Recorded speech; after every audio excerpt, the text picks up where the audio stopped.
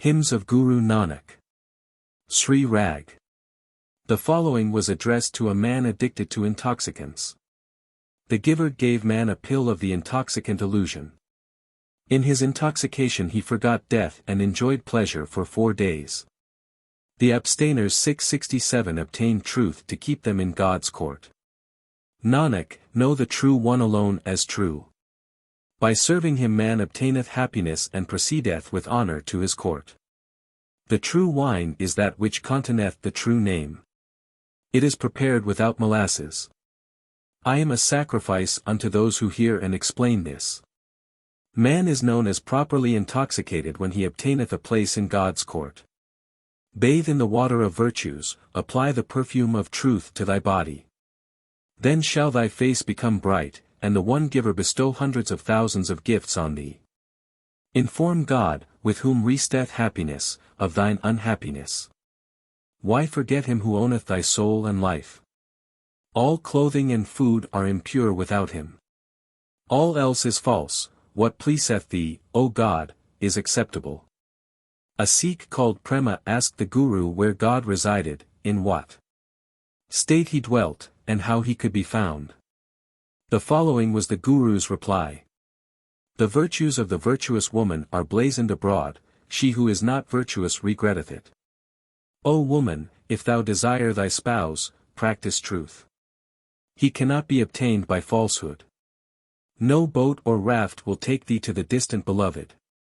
My Lord is perfect, his throne is secure. He whom the perfect Guru maketh holy, shall obtain the true and unrivaled one. God's palace is beautiful. It is adorned with bright gems, rubies, pearls, and diamonds. It is surrounded by a golden fortress, and is an abode of pleasure. How shall I scale the fortress without a ladder? By meditating on God through the Guru I shall behold him. The Guru giving me God's name is my ladder, my boat, and my raft. The Guru is the lake, the sea, and the boat. The Guru is the sacred stream. If it please God, I shall go to bathe in the true tank 668 and become pure. He is called the most perfect. He reposeth on a perfect throne. His seat is perfectly beautiful, he fulfilleth the hopes of the hopeless. Nanak, if man obtain the perfect one, how can his virtues decrease? A man can only find favor with God by devotion. Accursed is her life who is separated from her spouse, she is ruined by mammon. Like a wall impregnated with calor she crumbleth down day and night. She obtaineth no rest without the word. Without her beloved her grief departeth not. O woman, what are thine adornments without thy spouse? Thou shalt not obtain entrance into God's court, being false thou shalt be despised. The Lord is wise and forgetteth not, he is true and a great husbandman. He first prepareth the ground, then soweth the seed of the true name. From the name of the one God the 9 treasures are produced, and man obtaineth the mark 669 of his favor. What shall be the condition of him who accepteth not the Guru's doctrine? The blind 670 man hath forgotten the name, the perverse is stone blind. His transmigration shall cease not, he shall be ruined by death and birth. Woman may buy sandal, kungu 671 and red lead for the partings of her hair. Distilled aloe wood, sandal, betel, and camphor in great quantities. Yet, if she please not her spouse, all her preparations are vain. All her enjoyments are vain, and all her adornments are useless. Until she is permeated by the word, how shall she obtain honor at God's court? Nanak, blessed is the woman who loveth her spouse. The Guru's idea of creation. From the true one proceedeth air, from air water. And from water the 3 worlds, light was infused into every heart. The pure one becometh not impure, he who is imbued with the word obtaineth honor. Guru Nanak composed the following after a conversation with Samanjar, a sannyasi, at Tulvandi. The Guru maintained the excellence of his own system and the advantage of repeating God's name obtained from the Guru. If I turn myself into a woman, the enjoyer will enjoy me. Love not that which appeareth transient. The spouse enjoyeth on his couch the pious virtuous wife.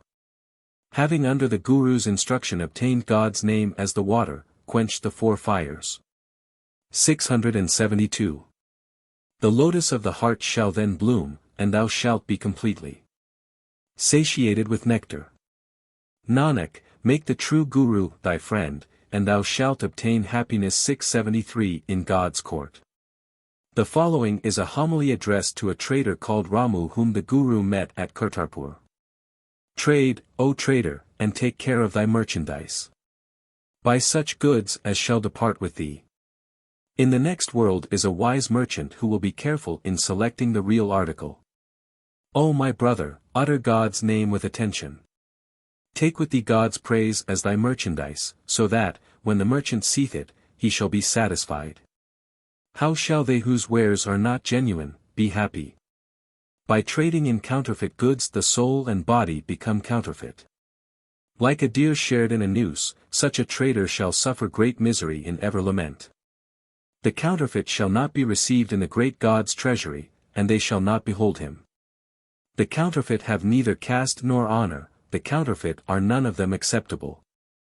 The counterfeit who do counterfeit work, shall lose their honor in transmigration. Nanak, instruct thy heart by the Guru's word and advice. They who are imbued with the love of God's name have no load of sin and no superstition. They in whose hearts God dwelleth are without fear, and great shall be their gain by repeating his name. The omnipresence of God. He himself is the relisher, he himself is the relish. He himself is the enjoyer. He himself is the robe. He himself the couch and the spouse. My Lord, who is dyed with love, pervadeth everything. He himself is the fisherman and the fish, he himself is the water and the net. He himself is the lead of the net, he himself is the bait within it. O my friends, my darling is in every way playful. He ever enjoyeth the virtuous wife, see what estate is mine. 674. Nanak representeth, thou art the lake, and thou art the swan. Thou art the lotus and the water lily, thou art pleased on beholding them. 675. The following was a remonstrance to a mullah and a qazi who had entered on a discussion with the Guru. He is the Lord who hath caused the garden of the world to flourish. 676 and grow green. And who restraineth sea and land, hail to the Creator. Thou must die, O mullah, thou must die. By all means fear the Creator. Thou art a mullah or a qazi only when thou really knowest God's name.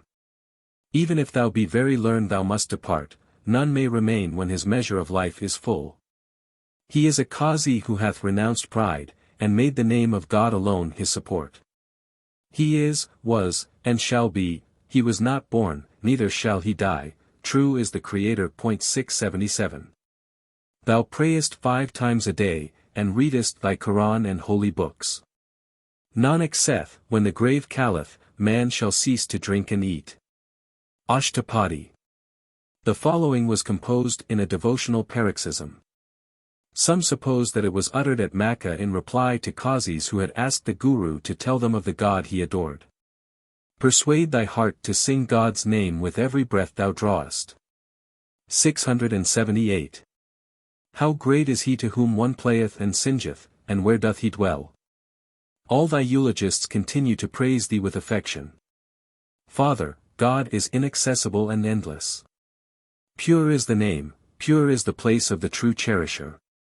How great thy sovereignty is cannot be known, no one knoweth how to describe it. If 100 poets were to be found, they could not describe a particle of it, though they sang their utmost. 679. Nobody hath found thy worth. Every one as he hath heard describeth thy glory. Priests, prophets, saints, faithful men, martyrs. Sheikhs, strivers, qazis, mullahs, darwishes who have arrived at God's gate. Obtain further blessings if they continue to recite God's praises. He consulteth no one when he createth, he consulteth no one when he destroyeth, he consulteth no one when he giveth or taketh. He knoweth his own might, he acteth and causeth others to act. He beholdeth all men with favor, and bestoweth on those who please him. Neither his place nor his name is known, nor how great his name is among other names. How great is that place where my sovereign dwelleth? None can reach it. Of whom shall I inquire the way? High or low caste influenceth not God when he mocketh any one great. Greatness is in the hands of the Great One, he giveth to whom he pleaseth. He regenerateth man by his order without any delay. Everybody crieth, give me much, much, in the hope of getting it. How great shall the giver be called who giveth countless gifts? Nanak saith, O God, thy storehouses are full in every age, and never is there a deficiency. It is said that a Qazi and a Pundit asked the Guru how man could find God and be blended with him. The following was the reply. All are wives of the spouse and adorn themselves for him. In trumpery red dresses have they come for his inspection. 680. Love is not obtained by hypocrisy, counterfeit gilding degradeth. In this way God the spouse shall enjoy the wife. The good wife is pleasing to thee, O Lord, of thy favor thou decoratest her. She is decorated with the Guru's word. Her body and soul are with her beloved. With hands clasped she standeth waiting on him, and offereth him true supplication. She is imbued with the love of her darling, she dwelleth in fear of the True One. And, when dyed with his love, her color is the True One. She is called the handmaiden of the Beloved, and answereth to the name of Lali. 681. Her true affection is not sundered, the True One blendeth her with himself. Her soul is imbued and saturated with the word, I am ever a sacrifice unto her. She who is absorbed in the true Guru, shall not sit down a widow. Her beloved is an abode of pleasure ever voting and true, he neither dieth nor is born. He ever enjoyeth his virtuous wife, and casteth true glances on her as she obeyeth him. She mocketh truth the parting of her hair, and lovelier dress and ornaments. She mocketh the indwelling 682 of God her sandal, and the 10th gate her chamber. She lighteth the lamp of the word, and weareth God's name as her necklet. She weareth on her forehead the jewel of love, and she is beautiful among women. Her beauty and wisdom are charming, and true is her infinite love. She knoweth no man but her beloved, it is only for the true Guru she feeleth love and affection. But thou who art reckless on a dark night 683 how shalt thou pass it without the beloved? Thy bosom shall burn, thy body shall burn, and thy mind shall burn, O woman. When woman enjoyeth not her husband, her youth passeth in vain. Her husband is on the couch, his wife sleepeth and knoweth not his presence. While I sleep, the beloved awaketh, whom shall I go to consult? 684. Nanak, the true Guru, having taught me love, hath caused me to meet God, and I abide in his fear. The mind is impure until it receives instruction from a true religious teacher. When the mind is impure the body is impure, and the tongue impure. The mouth is impure by uttering impurity, how shall it be made pure? The heart cannot be cleansed without the word, from the True One truth is obtained. O girl, what happiness is there without virtue? Brahmins read books aloud, but understand not their meaning.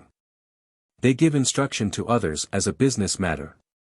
They wander about the world preaching falsehood, while they who abide by the word are the best.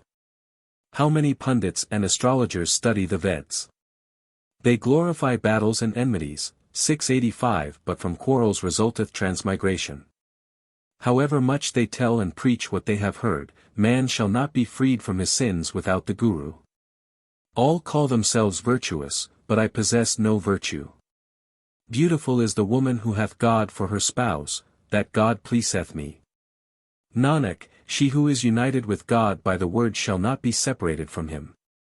The following was addressed to Hindu devotees whom the Guru met in his wanderings in the Himalayas. Though man perform lip devotion, penance, and austerities, dwell at places of pilgrimage. Bestow alms and perform acts of devotion. What are these without the True One? As he soweth so shall he reap, human life is lost without virtue. O silly one, happiness is obtained by being a slave to virtue.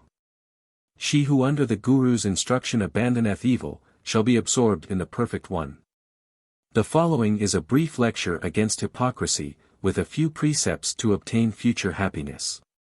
God carefully draweth the touchstone over men in order to assay them.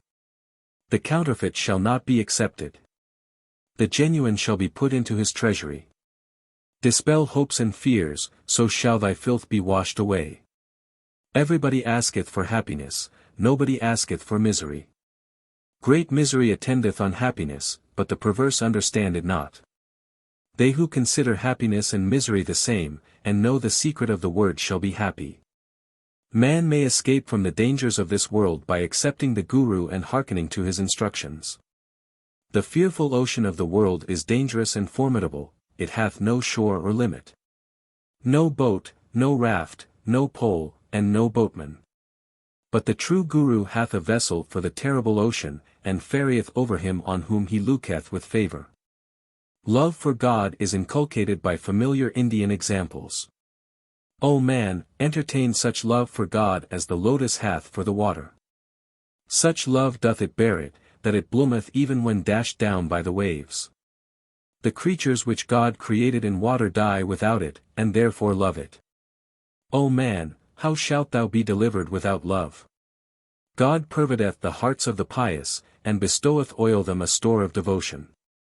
O man, entertain such love for God as the fish for the water. The more it hath, the happier it becometh, and the greater its peace of mind and body. Without water it could not live for a moment, God alone knoweth the sufferings of its heart. O man, entertain such love for God as the chatrik for rain. Though the tanks be full and the earth drenched, it will not drink from either. If so fated, it shall obtain the raindrops, otherwise it is fated to die. O man, entertain such love for God as water for milk. The water alone is consumed in boiling and alloweth not tile milk to be consumed. God uniteth the separated, and conferreth true greatness. O man, entertain such love for God as the Chakwi 686 for the sun. She sleepeth not for a moment, for she knoweth that her mate is absent from her. The perverse see not. To the pious God is ever present. The perverse make calculations, but it is only what the Creator doeth that cometh to pass. His worth cannot be ascertained, even though all men desire it. But it can be ascertained under the Guru's instruction by meeting the true one. Happiness is obtained. If the true Guru be met, true love shall not sunder. And the wealth of divine knowledge of the three worlds shall be obtained. If any one acquire virtue, he will not forget the pure name. The birds which peck on sea and land have played and gone away. Man must depart in a gharry or two, his enjoyment is only for today or tomorrow.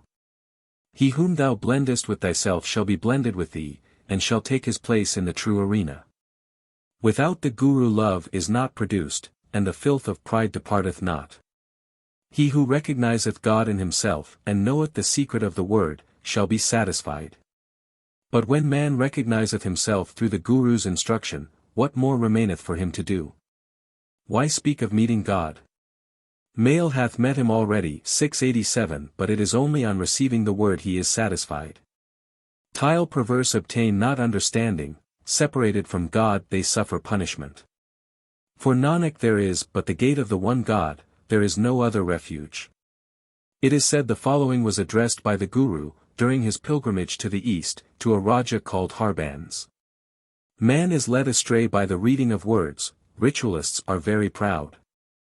What availeth it to bathe at the place of pilgrimage, if the filth of pride be in the heart? Who but the Guru can explain that the king and emperor dwelleth in the heart? All men err, it is only the great Creator who erreth not. He who admonisheth his heart under the Guru's instruction shall love the Lord. Nanak, he whom the incomparable word hath caused to meet God, shall not forget the true one.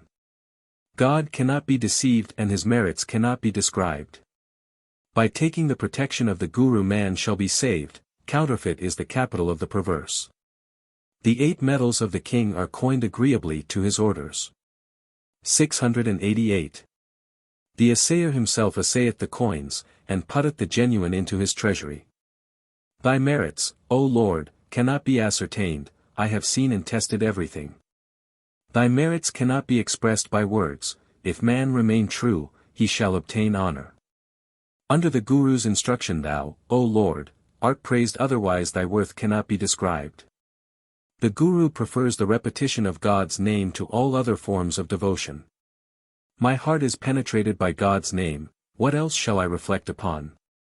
Happiness cometh to him who meditateth on the Word, perfect happiness to him who is imbued with God. Preserve me as it pleaseth thee, O God, thy name is my support. O man, just is the will of the Master. Love him who made and adorned thy body and mind. Were my body to be cut into pieces and burnt in the fire? Were I to turn my body and soul into firewood, and burn them night and day? Were I to perform hundreds of thousands and millions of religious ceremonies, all would not be equal to God's name. Were a saw to be applied to my head and my body to be cut in twain. 689. Were my body to be frozen in the Himalayas, even then my mind would not be free from disease. It would all not be equal to God's name. I have seen and examined everything. Were I to make offerings of millions of gold, many excellent horses and excellent elephants. Were I to make large presents of lands and cows, even then pride would remain in my heart. The Guru hath given me the true gift that my mind is penetrated by God's name. How many opinions, and how many interpretations of the Veds through obstinacy! How many entanglements there are for the soul! The gate of deliverance is only obtained through the Guru's instruction. Everything is inferior to truth, the practice of truth is superior to all else. Call every one exalted. Let no one appear to thee low. The one God fashioned the vessels, and it is his light that filleth the three worlds. By his favor man obtaineth the truth, what he granteth in the beginning none can efface. The holy meet the holy. By love for the Guru man obtaineth consolation. He who is absorbed in the true Guru pondereth on the word of the ineffable. He who drinketh the nectar of the name shall be satisfied, and go to God's court with a dress of honor. The strain of ecstasy 690 resoundeth night and day in the hearts of those who bear great love to the word. Few there are who obtain understanding by admonishing their hearts through their Guru. Nanak, they who forget not the name, and who act according to the word shall be delivered. The following principally inculcates the inutility of worldly possessions and the superiority of devotion. We see mansions painted and whitewashed with ornamented doors. They were constructed to give pleasure to the heart. And through love and regard for worldly things, but they shall fall to ruin. So the body which is empty within and possesseth no love, shall fall and become a heap of dust. O my brethren, your bodies and wealth shall not accompany you. God's name is the pure wealth, God giveth it through the Guru. If the giver give the true wealth of God's name, the great Creator shall become man's friend, and no inquiry shall be made of him in the next world. If God deliver man, he shall be delivered, God alone is the pardoner.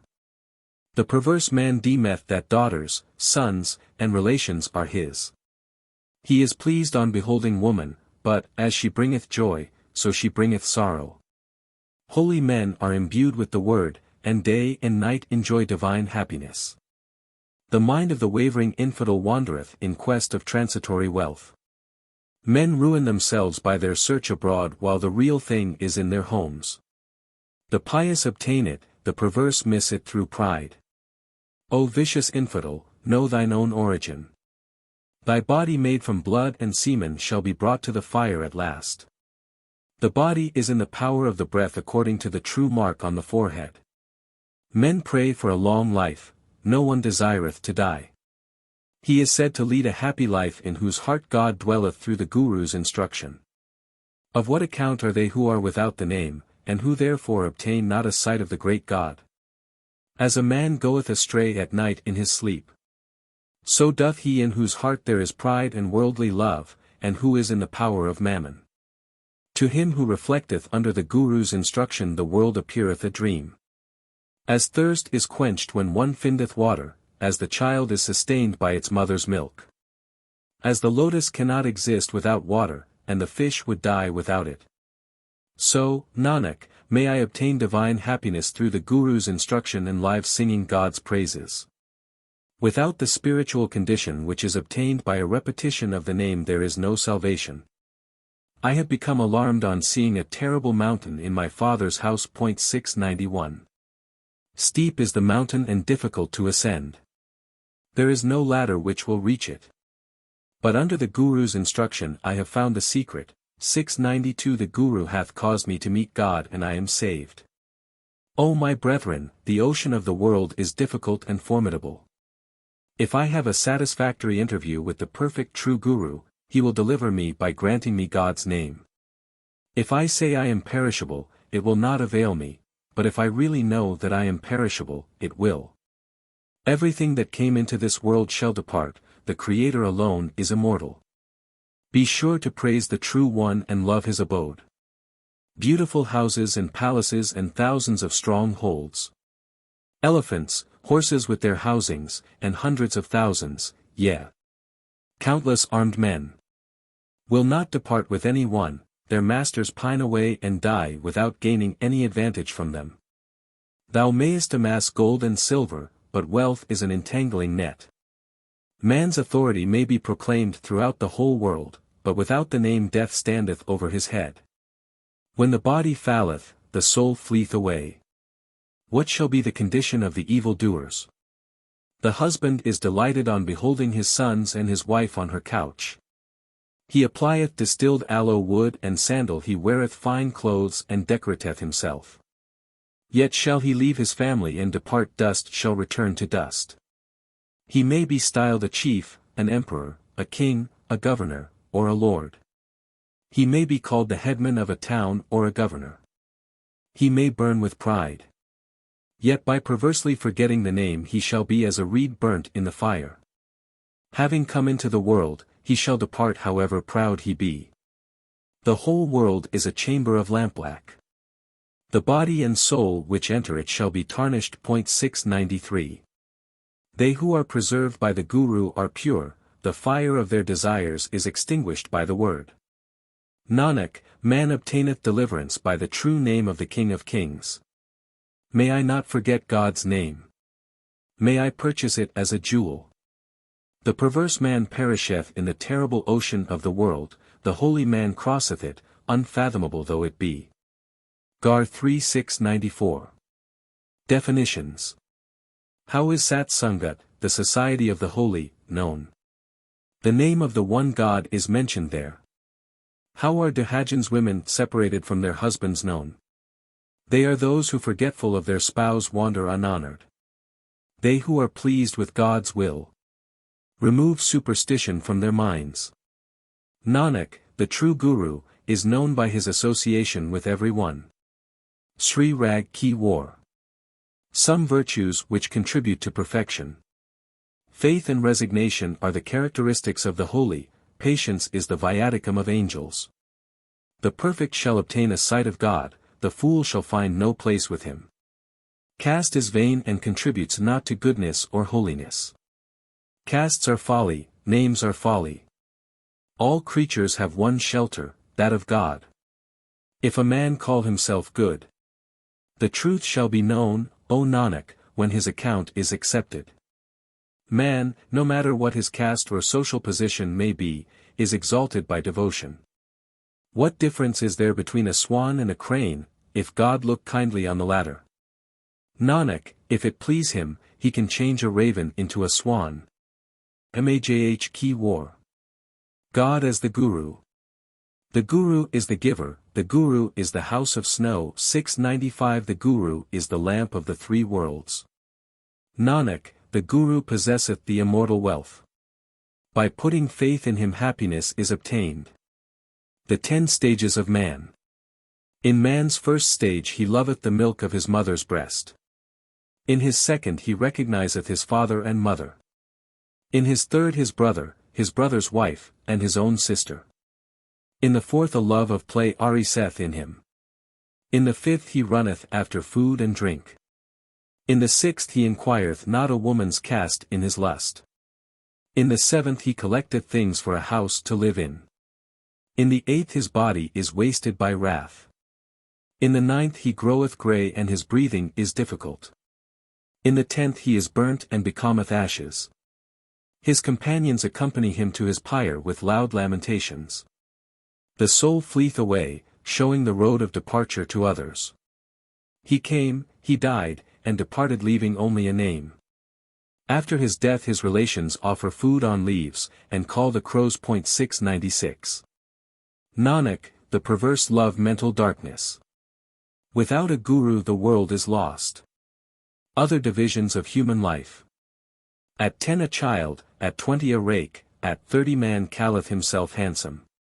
At 40 he is in his prime, at 50 his feet halt, at 60 old age cometh on. At 70 he losseth his intellect, at 80 he cannot perform his duties. At 90 he reclineth on his couch, and feeleth no strength whatever in himself. I, Nanak, have sought and searched, and seen that the world is a mansion of smoke. The following is said to have been addressed to a holy man called Thakur Das at Prayag. Were I to dwell in the cavern of a golden mountain or in a pit of water? Were I to stand on my head on earth or in the heavens? Were I to cover all my body with clothes? 697 And did I nothing but bathe? Were I to shout aloud the white, the red, the yellow, and the black veds? 698. Were I to remain dirty and filthy? 699 All this would be foolish and sinful. Nanak, since I have pondered on the word, I am not, I was not, and I shall not be. 700. Guru Nanak declares the folly of external purifications.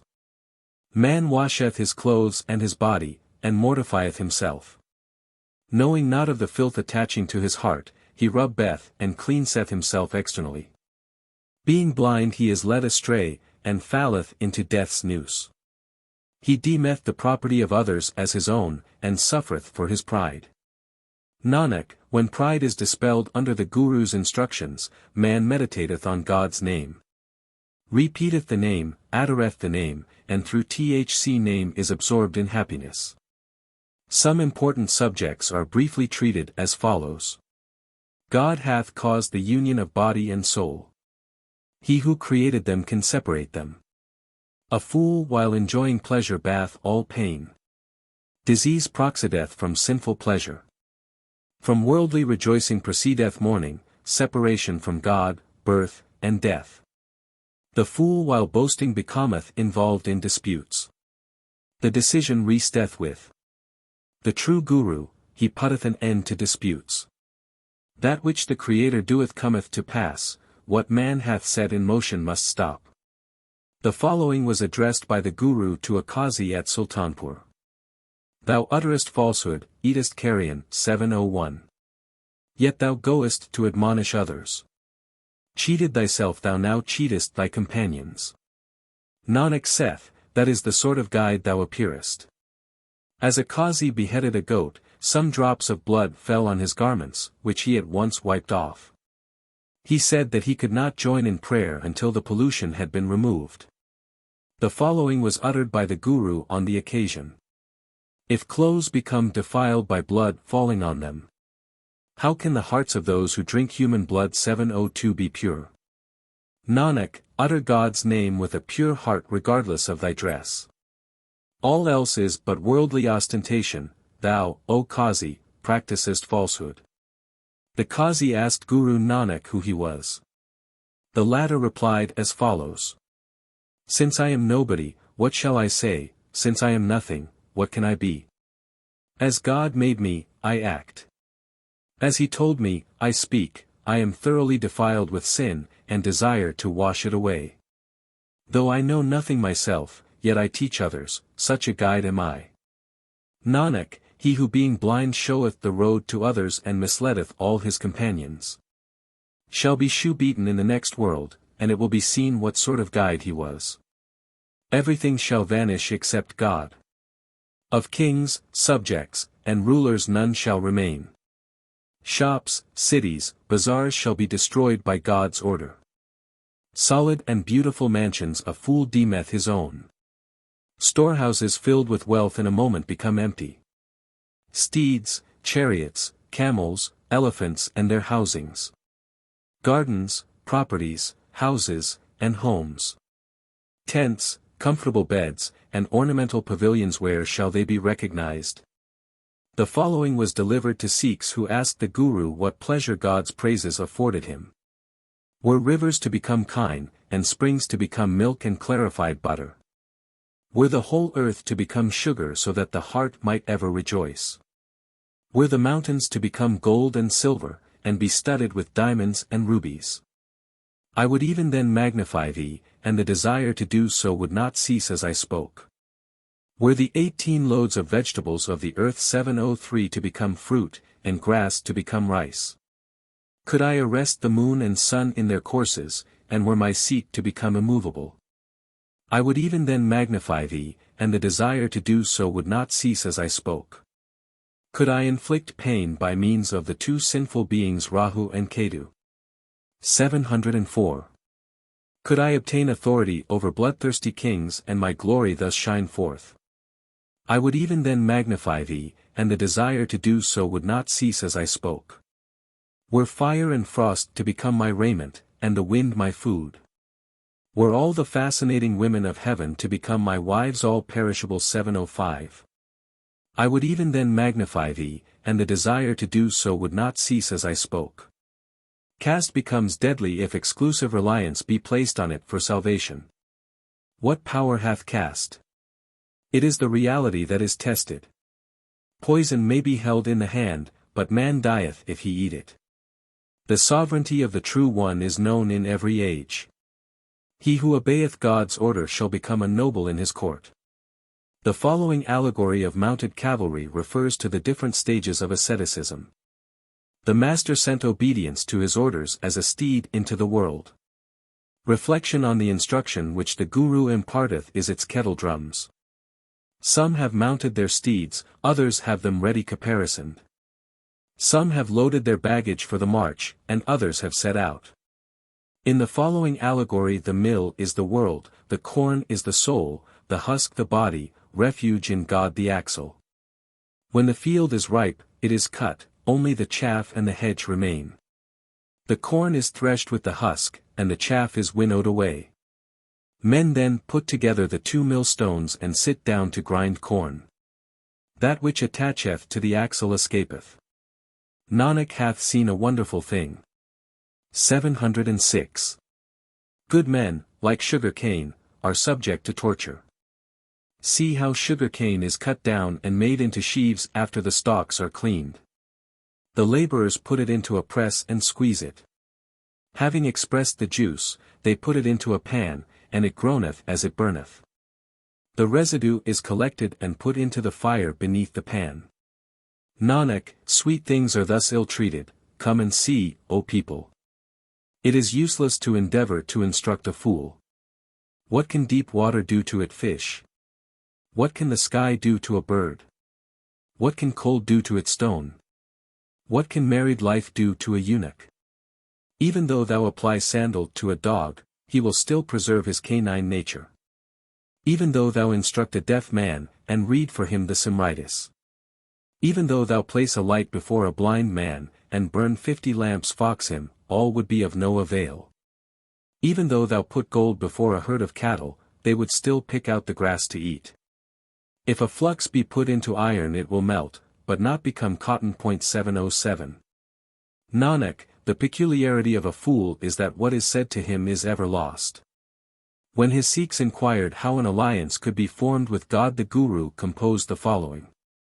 When bronze, gold, and iron break, the blacksmith weldeth them by means of fire. When a husband falleth out with his spouse, a reconciliation is effected in this world through children.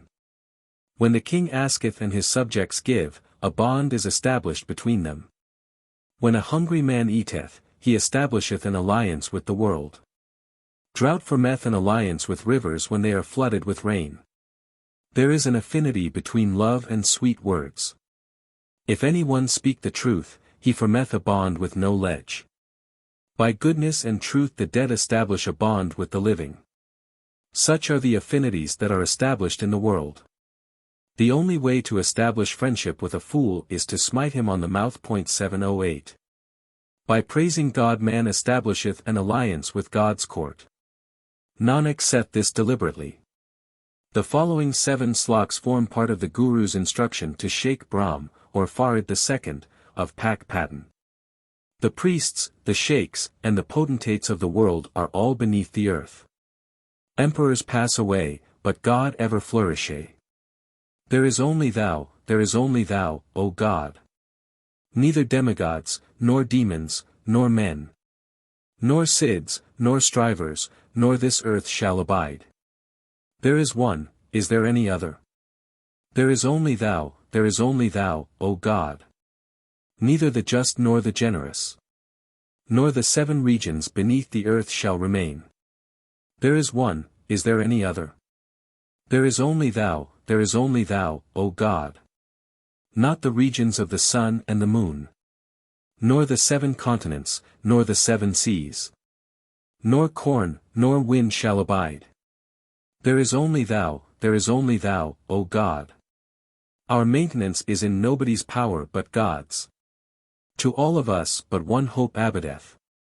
There is one, is there any other? There is only thou, O God.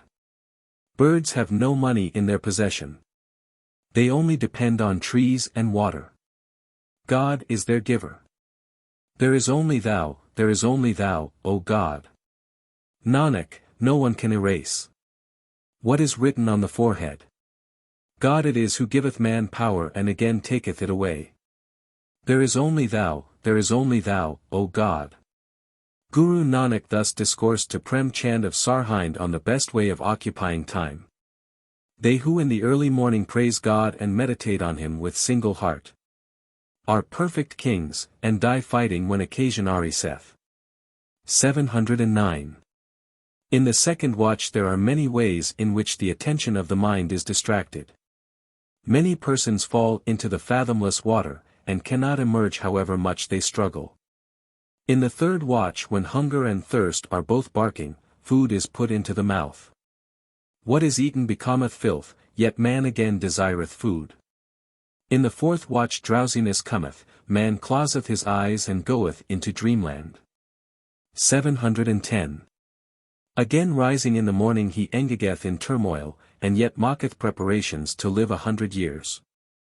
If man feel love for God every moment during the 8 watches of the day, O Nanak, God will dwell in his heart and true shall be his ablution. Man's continual thought should be devotion to his Maker. When thou art near, what more do I desire? I speak verily. He who is deceived by false worldly occupations reacheth not God's palace. His heart is hard and he lusteth his service. The house which containeth not the true one, should be destroyed and rebuilt. When its owner is weighed, how shall he be found of full weight? If he lose his pride, no one will say he is of short weight. The genuine shall be assayed, and selected at the gate of the all-seeing. The true goods are only in one shop. They are obtained from the perfect Guru. The advantages conferred on men by the True One. Without the True One all are false and practice falsehood. Without the True One the false shall be bound and led away. Without the True One the body is dust and shall be rolled in the dust. Without the True One dress and food are all hunger. Without the True One the false shall not attain God's court. The false attached to avarice miss God's palace. The whole world is deceived, and cometh and goeth in deception. In the heart is the fire of greed which is quenched by the Guru's instruction. The advantages of the Guru, who is likened to a life-giving tree. Nanak, the Guru is the tree of contentment, whose blossom is religion and whose fruit is divine knowledge. It aboundeth in succulence and is ever green. It ripeneth by good works and meditation. Honor is obtained by partaking of its relish, it is the greatest of gifts. There is a tree of gold, its leaves are corals, its blossoms, jewels and rubies. It beareth gems for fruit, and the heart of him who eateth it rejoiceth. Nanak, it is obtained by him on whose forehead such destiny hath been recorded. The 68 places of pilgrimage are at the Guru's feet, and ever specially worship them. Cruelty, worldly love, avarice, and wrath are 4 streams of fire. They who fall into them are burnt. O Nanak, but deliverance is obtained by cleaving to good works. The evil of forgetting God. In the heart and mouth of the perverse who never remember thee. Abide the bitterness of the gourd, the colocynth, and the nim, and the poison of the axe 711 and datura. Nanak, to whom shall I tell it? Whoso forget thee wander bereft of thy favor, O God. The unequal conditions of men. The bird, man, by his ideas and his acts sometimes fleeth high and sometimes low, 712. He sometimes percheth on a sandal tree, sometimes on the branch of the axe shrub, and sometimes again he loveth high flight. Nanak saith, it is the custom of the Lord to lead all beings by his order. Women's duty. If women adorn themselves with love and affection for their spouse, they shall not be restrained from their devotion to him day or night. They shall abide in his chambers, and the word shall regenerate them. They shall humbly supplicate the True One. And they shall appear beautiful near their spouse, walking according to his order. They shall make hearty supplication to the Beloved. Accursed the homes, wretched the lives of those who possess not the word. They whose hopes are fulfilled by the word quaff nectar. The Guru was requested to state the extent of his love of devotion. The desert is not satisfied with rain, and the hunger of fire is not appeased. Kings are not satisfied with dominion, who hath ever filled the ocean? How much hath Nanak inquired after the true name, and not been satisfied? By Rama of Sultanpur inquired how God was known. The Guru replied, he to whom God giveth understanding understandeth. He to whom he giveth knowledge knoweth everything. Man merely worrieth himself when he preacheth for the sake of mammon. The Commander, who created all things, himself possesseth all knowledge. He himself, Nanak, spoke the word. Doubt shall depart from him to whom he gave it. The Guru's reward for singing God's praises. Me, a minstrel out of work, God applieth to his work. He ordered me in the beginning to sing his praises night and day. The Master summoned the minstrel to his true court, and put on him a robe of true praise and eulogy. He then obtained the ambrosial food of the true name. They who have eaten under the Guru's instruction are satisfied, and have obtained comfort. The minstrel uttereth praise and singeth the word. Nanak, he who uttereth true praise obtaineth the perfect one. Rag Gauri. The advantages resulting from the fear of God. The fear of God is very great and very heavy. Man's wisdom is of little account, and so is his chatter. Walk with the load of fear on thy head. Meditate on the Guru who is kind and merciful. No one shall be saved without the fear of God. His fear hath adorned man's love. The fire of the fear of transmigration is burned away by the fear of God. By fear the word is fashioned and decorated. What is fashioned without fear is altogether worthless. Useless is the mold and useless the stroke thereon. In the minds of many there is a desire to fashion the word without fear. But even though they perform 1,000 artifices they shall not succeed. Nanak, the speech of the perverse is nonsense. What they write is worthless absurdity. The following was addressed by the Guru to one who had remonstrated with him for having left his relations to lead a wandering life. Make wisdom thy mother, contentment thy father. Truth thy brother, this is best. People talk, but talking is of no avail. The measure of thy might, O God, cannot be obtained. Modesty and attention are my 2 parents-in-law. Good works I have accepted as my spouse. Union with saints hath been my auspicious time for marriage, and separation from the world my wedding. Saith Nanak, from such a union hath sprung truth as my offspring. The composition of man's body and the inutility of pilgrimages. The body dies, but not the soul. The body is a mixture of wind, water, and fire. Within it is the changeful play of the intellect. The body hath 9 gates and a 10th door. O wise man, understand and reflect on this. God speaketh, preacheth, and listeneth. He who reflecteth on himself is a wise man. The body is earth, the wind speaketh therein. Consider, O wise man, what it is that dieth. It is the quarrelsome and proud understanding. The conscious soul dieth not. The precious jewel, for which men go on pilgrimages, dwelleth within the heart. Pundits read and argue, but know not that which is within themselves. When my spiritual ignorance dieth, I die not myself. He who is everywhere contained dieth not. Saith Nanak, when the Guru showed me God, no one seemed to me to die or to be born. One Sant Das propounded 6 questions to Guru Nanak.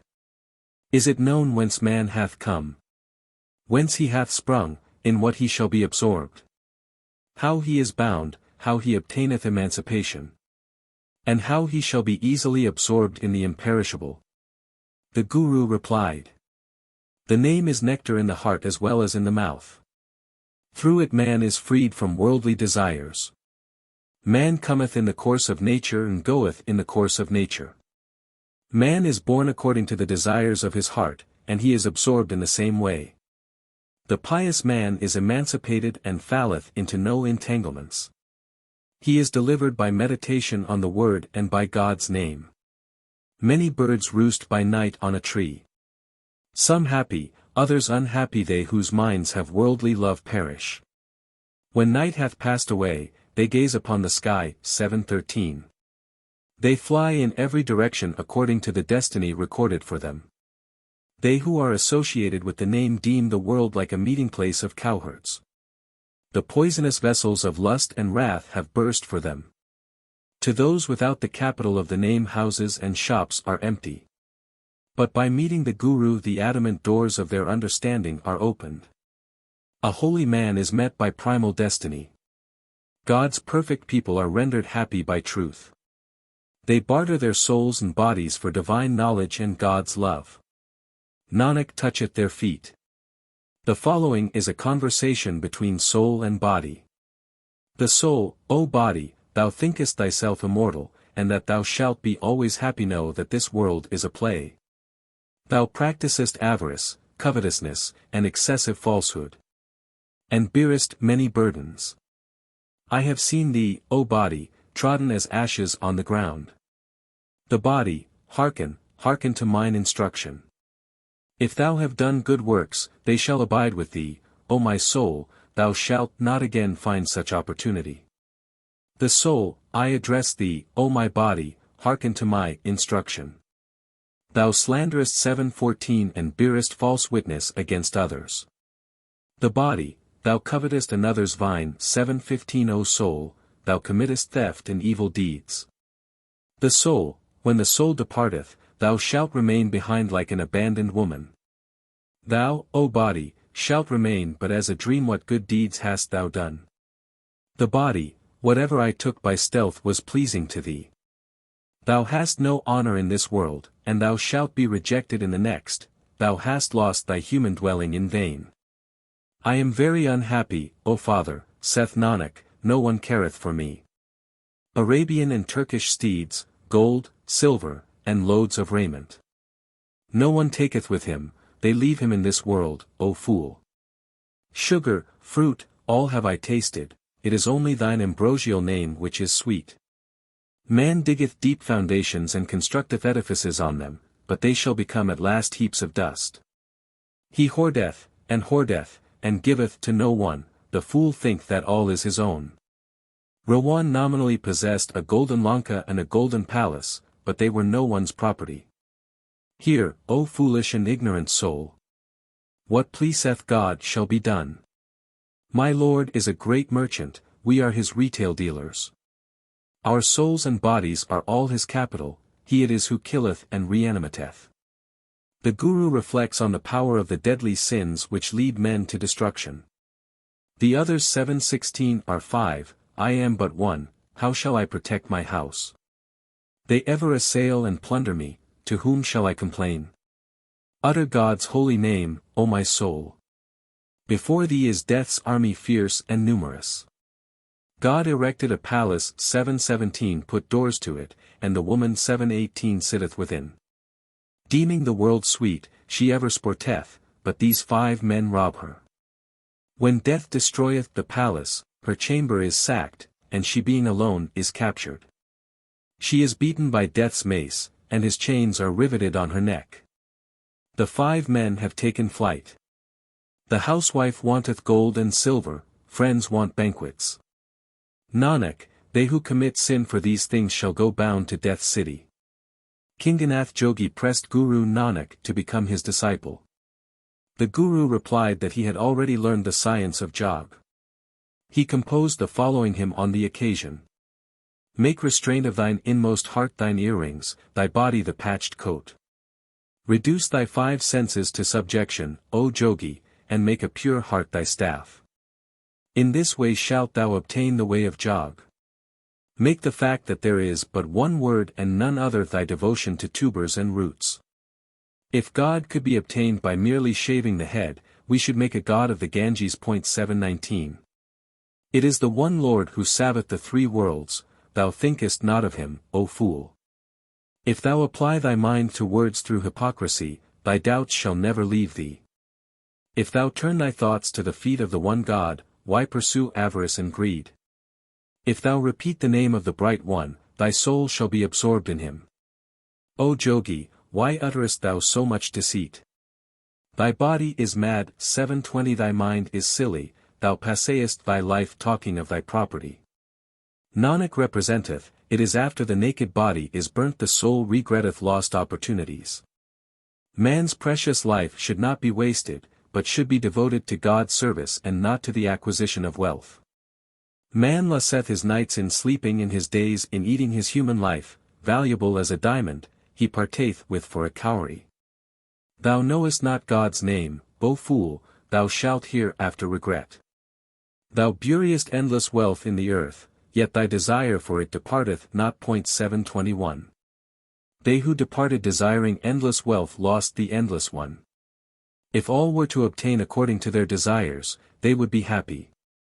Whatever all may desire, a man's fate is decided by his acts. Nanak, he who fashioned creation taketh care of it. It is not known on whom God's order will confer greatness.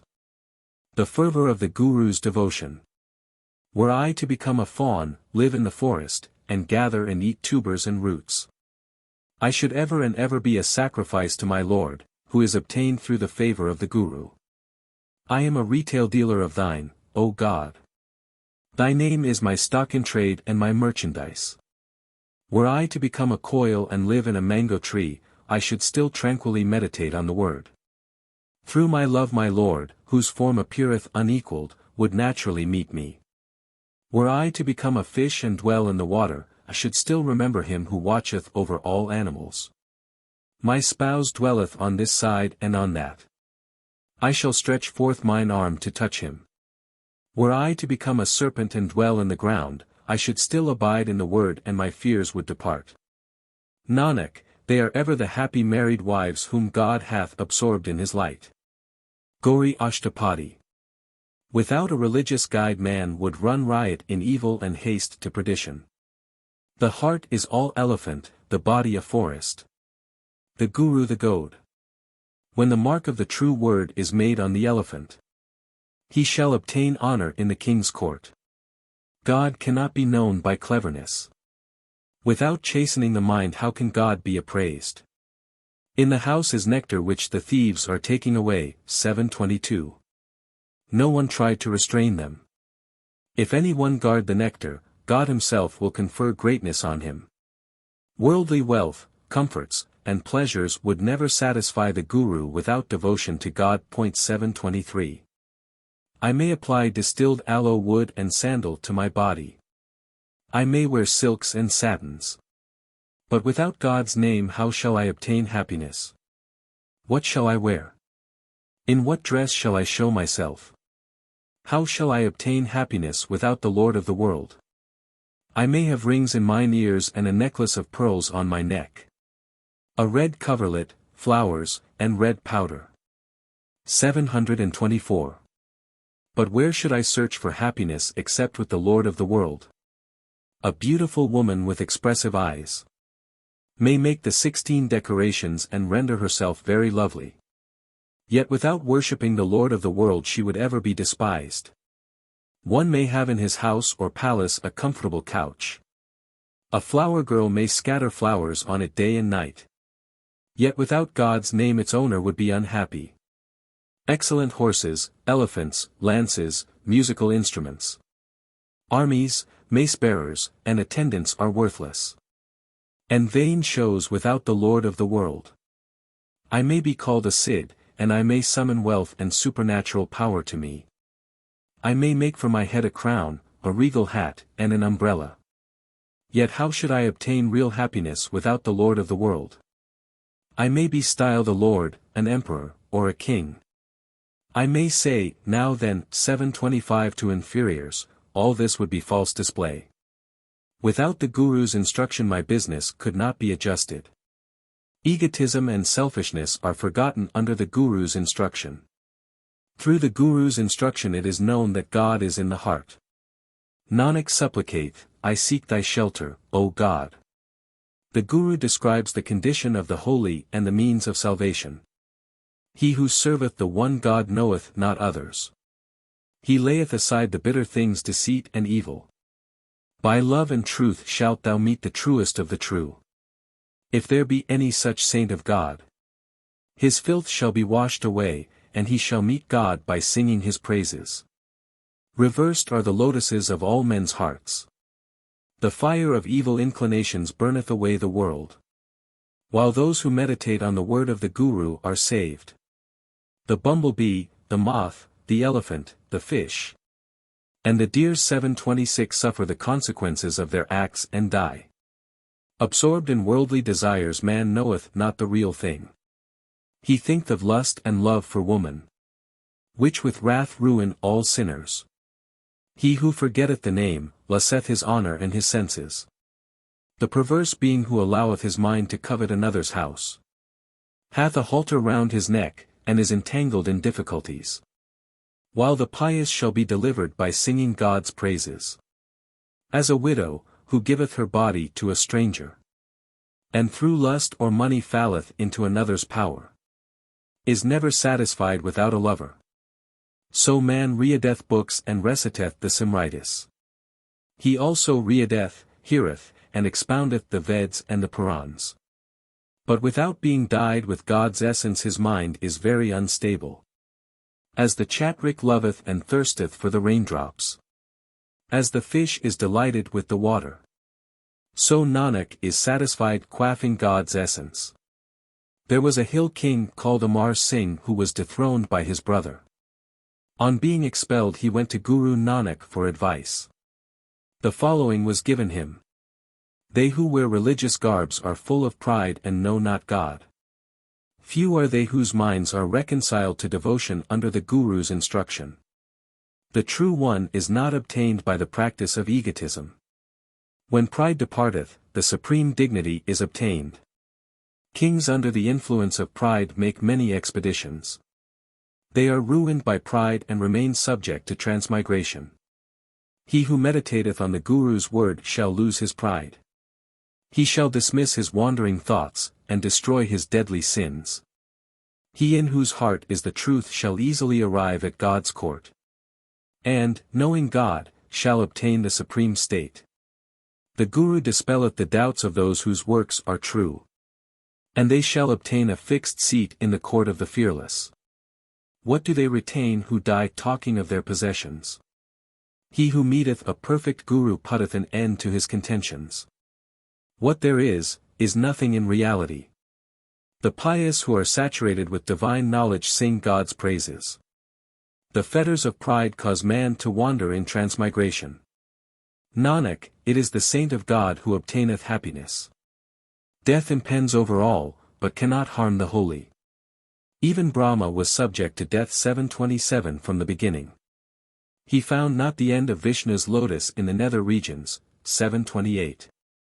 He accepted not God's order, and was led astray in error.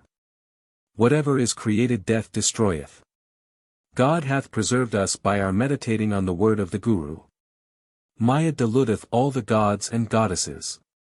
Death looseth not his hold on him who serveth not the Guru. God is imperishable, invisible, and inscrutable. Emperors, rulers, and kings shall not abide. Having forgotten the name they shall undergo death's torture. The name is my support, I shall abide as thou keepest me, O Lord. Chiefs and kings have no abiding place. Bankers die after accumulating wealth and money. O God, grant me thine ambrosial name as my wealth. Subjects, lords, headmen, sovereigns. None is found permanent in this world. Irresistible death striketh false mortals on the head. One alone, the truest of the true, is immovable. All those whom he created he will again destroy. 729. Man obtaineth honor when he knoweth God under the Guru's instruction. Qazis, sheikhs, and fakirs in religious garbs call themselves great, but through pride their bodies are in pain. Death will not release them without receiving the true Guru's consolation. The net of death is over man's tongue and eyes. It is over his ears when he listeneth to unchaste language. He is robbed day and night without the word. Death cannot be him in whose heart God's true name dwelleth, and who singeth God's praises. Nanak, the pious shall be absorbed in the word. A prayer to God for protection. As a herdsman guardeth and keepeth watch over his cattle, so God day and night cherisheth and guardeth man and keepeth him in happiness. O thou compassionate to the poor, I seek thy protection. Look on me with favor. Preserve me in this world and the next. Wherever I look there art thou contained, guard me, O guardian. Thou art the giver, thou art the enjoyer, thou art the support of the soul. Man must supplement his prayers by good acts. Without meditating on divine knowledge man ascendeth or descendeth according to his acts. Without praising the Lord of the world the darkness of ignorance shall not be dispelled. We see that the world is perishing through covetousness and pride. By serving the Guru, God and the true gate of salvation are attained. What hath man brought into the world? What shall he take away when he is entangled in death's noose? Like a well bucket firmly attached to a rope, he is now in heaven, now in hell. A spiritual guide is necessary for salvation. His account is settled who through the Guru's favor knoweth God. God, called the Pure One, who is in every heart, is my Lord. Man shall not be emancipated without the Guru's instruction, see and ponder upon this. Even though man performed hundreds of thousands of ceremonies, all would still be darkness without the Guru. What shall we say to those who are blind and devoid of wisdom? Without the Guru the way cannot be seen, how shall we reach the goal? Man calleth the counterfeit genuine, but he knoweth not what the genuine is. A blind man he calleth an assayer, wonderful is this age. Man saith, the sleeper is awake, and he who is awake sleepeth. He saith, they who are alive are dead, and he weepeth not for those who are really dead. He saith, that he who is coming bath gone, and that he who bath gone is coming. He calleth another's property his own, and with his own he is not satisfied. He calleth what is sweet bitter, and what is bitter sweet. He slandereth those who love God. Such is what I have seen in this age. Man serveth a handmaiden 730 but the master he seeth not. He churneth tank water, and no butter is produced. He who can explain this is the Guru for me. Nanak, he who knoweth himself is unequalled and unrivaled. Gauri chant. The longing of the pious for God is compared to the longing of the young bride for her spouse. Painful is the night for the young bride, without her beloved she sleepeth not. She pineth away through grief at his absence. The woman pineth away through grief at his absence, saying, how shall I look upon him? Ornaments, dainty food, sensuous enjoyments are all vain and of no account for her. Intoxicated with the wine of youth and melting with pride milk cometh not to her breast. Nanak, she meeteth her spouse when he causeth her to meet him, without him no sleep cometh to her. The bride is unhonored without her beloved Lord. How shall she be happy without embracing him? Without a spouse there is no domestic happiness, ask thy friends and companions. Without the name there is no love or affection, but, with the true one, woman abideth in happiness. They in whose hearts there is truth and contentment, meet the friend, under the Guru's instruction the bridegroom is recognized. Nanak, the woman who abandoneth not the name shall be easily absorbed in God through it. Come, friends and companions, let us enjoy our beloved. I will ask my Guru and write his words of love. The Guru hath communicated to me the true word, the perverse shall regret they have not received it. When I recognized the true one, my roaming mind became fixed. The wisdom of the true one is ever new, so is the love of his word. Nanak, true peace of mind is obtained from his look of favor, meet him, my friends and companions. My desires have been fulfilled, the friend hath come home to me. A song of rejoicing was sung at the union of husband and wife. His praises and a song of joy were sung, the bride is happy in his love and her heart is in raptures. Her friends are also happy, her enemies unhappy, true profit is obtained by repeating the name of the True One. With clasped hands the woman prayeth that she may night and day be steeped in God's love. Nanak, the beloved and his spouse unite in dalliance, my desires have been fulfilled. Rag Asa. The Creator bestows good gifts. If a beggar at God's gate cry aloud, God heareth him in his palace. God may give him consolation or repulse him. He alone bestoweth greatness. God knoweth man's virtues and inquireth not his caste, in the next world there is no caste. God acteth himself and causeth to act. Thou, O Creator, payest heed to man's complaints. Since it is thou alone who actest. Why should we be dependent on any but thee? What is the world to us? Thou thyself didst create, thou thyself dost bestow. Thou forbiddest evil inclinations. If thou by the Guru's favor dwell in the heart, suffering and the darkness of ignorance shall depart therefrom. Thou givest truth to those whom thou lovest. Thou givest truth to none besides. If thou give truth to any one, saith Nanak, there shall be no inquiry made of him hereafter. The following was addressed to a votary of Krishan, who was worshipping his God with music and dancing. Make understanding thy fife, the love of God thy drum. By these joy and earnest desire are ever produced in the heart. This is devotion, this is austerity. In this wise dance beating time with thy feet. Deem knowing how to praise God as beating time. Other dances are sensuous pleasures. Play truth and contentment as thy pair of cymbals. Make the perpetual vision of God the bells for thy feet. Make love for none but God thy measures and songs. In this wise, dance beating time with thy feet. Ever make the fear of God in thy heart and sour. Whether sitting or standing, thy gyrations. Make the knowledge that thy body is ashes thy recumbent posture 731. In this wise dance beating time with thy feet. Thine audience shall be the disciples who love instruction. Who hear the true name from the Guru's lips. And repeat it again and again. Nanak, in this wise dance beating time with thy feet. The following was intended to show God's superiority to his creatures Ram and Krishan, who are now adored as gods by the Hindus. God having created the atmosphere supported the whole earth and set bounds to water and fire. The fatuous Rawan 732 had his 10 heads cut off, what greatness was obtained by slaying him? What praise of thine, O God, shall be uttered? Thou pervadest everything, thou lovest all thy creatures.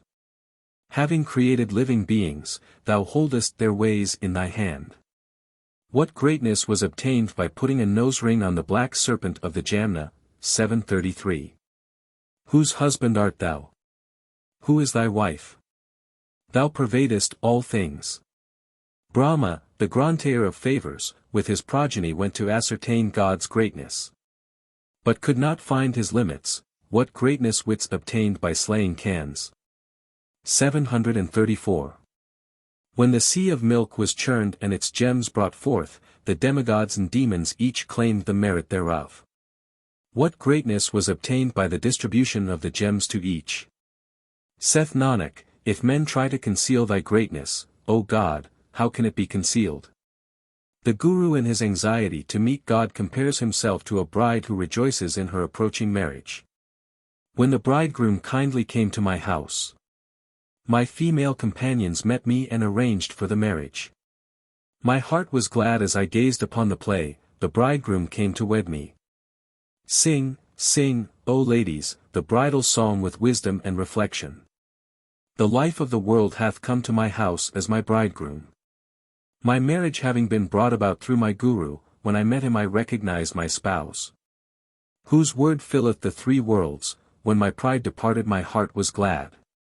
God arrangeth his own affairs. They are not arranged by others. They consist in bestowing truth, contentment, mercy, and faith. A few pious persons know this. Saith Nanak, God alone is the spouse of all. She on whom he looketh with favor is the happy wife.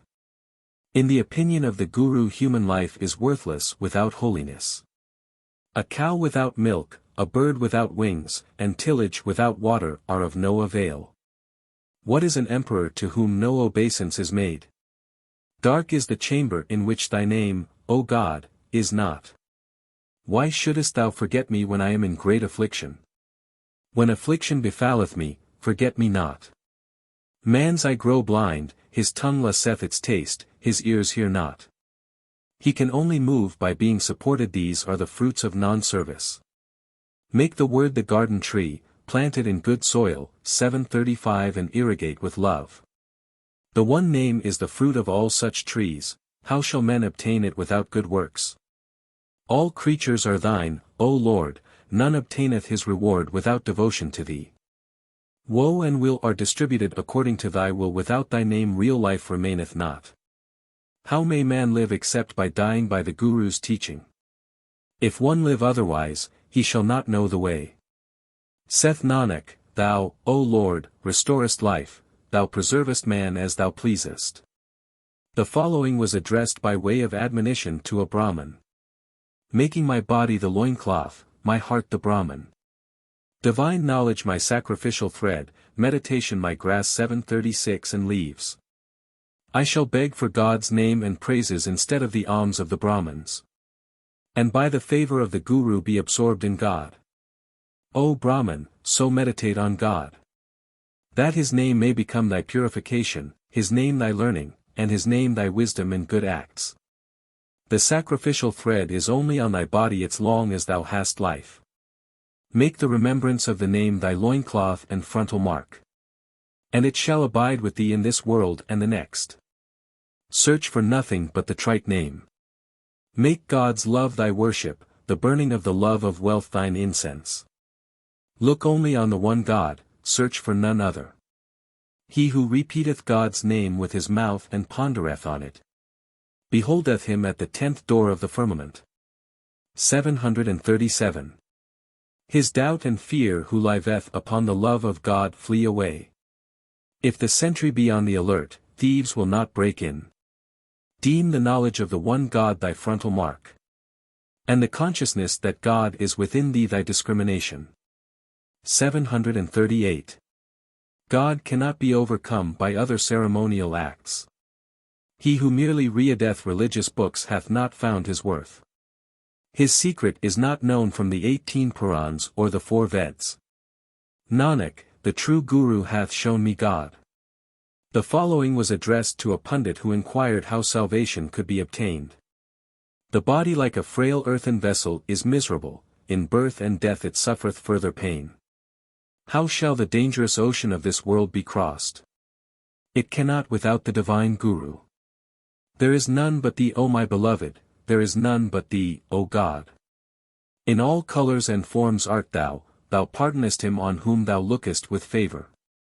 My mother, in Law 739 is perverse. She will neither let me dwell at home, nor meet my beloved.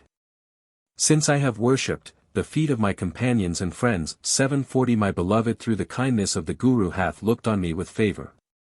Reflecting on myself and chastening my heart, I see that there is no friend like thee. As thou keepest me, so I live, I endure woe and weal as thou bestowest them. I have dispelled hopes and desires, and I no more long for mammon. The holy man who hath found shelter in the society of the saints, obtaineth the fourth state. 741. He in whose heart the invisible and inscrutable God dwelleth, possesseth all divine knowledge, meditation, devotion, and penance. Nanak, he whose heart is dyed with God's name shall readily obtain devotion under the Guru's instruction. The following is supposed to have been composed by the Guru on the death of his father. Abandon love of family and love of everything. Abandon worldly love, it is all sinful. Abandon worldly love and superstition, O my friends. Repeat the true name with your tongues and your hearts. His children weep not and his mother afflicteth not herself for him. 742. Who possesseth the 9 treasures of the true name? The world is ruined by such love as the worldly feel. Only some rare pious man may be saved. Through such love as that one is born again. He who feeleth such love goeth to the city of death. Practice acceptance of the Gurus. Instruction as thy devotion and penance. He who breaketh not with worldly love shall not be accepted. If God look on man with favour, such love shall depart. O Nanak, and he shall be absorbed in God. When Guru Nanak went to Gorakhmata, the present Nanakmata, he found religious men of several sects assembled there. The following was composed after a discussion with them. He who meditateth on knowledge conferreth favour on others. When he correcteth his evil passions, he dwelleth at a place of pilgrimage. The tinkling bells of ecstasy resound for him when he turneth his heart to God. What can death do to me in the next world? When man hath abandoned desires, he is a sannyasi. If a jogi be continent, he enjoyeth his body. 743. He who in his heart meditateth mercy, is a Digambar. 744. He tortureth himself, but not others. Thou, O Lord, art one, but many are thy manifestations. Nanak knoweth not thy wonderful play. As a wife fears that she is forgotten by her spouse, so the holy man fears that he is neglected by God. I am not possessed of one virtue to cleanse my polluted body. My Lord awaketh, I sleep the livelong night. How shall I thus become dear to my spouse? My Lord awaketh, one sleep the livelong night. Even though I approach his couch smitten with desire. I know not if I shall then please him or please him not. How know I what shall occur, O mother? Without beholding God I cannot abide. I have not tasted love, my thirst is not quenched. My youth hath fled, and I mourn for what is lost. Even now I awake smitten with desire. I have become sad, and remain without hope. If woman adorn herself with the rejection of pride, her spouse will enjoy her on the couch. Then, Nanak, shall she please her spouse's heart. She will abandon pride and be absorbed in him. It is necessary to fear as well as love God so as to keep his commandments. In this world woman is very silly. I know not the worth of my spouse. He is one, there is none other. If he cast a glance of favour on me, I shall meet him. In the next world woman shall know the truth. And easily recognize her beloved. If she obtain such wisdom by the Guru's favour, she shall please her spouse's heart. Saith Nanak, if she adorn herself with fear and love, her spouse will ever enjoy her on the couch. When man has parted with all worldly love, he has prepared himself for deliverance. No one hath a son, no one hath a mother. 745. Through deceitful worldly love man wandereth in doubt. O my Lord, I am thy creation. I utter thy name when thou givest it me. Man may wail aloud for his many transgressions. But he shall only be pardoned if it be God's will.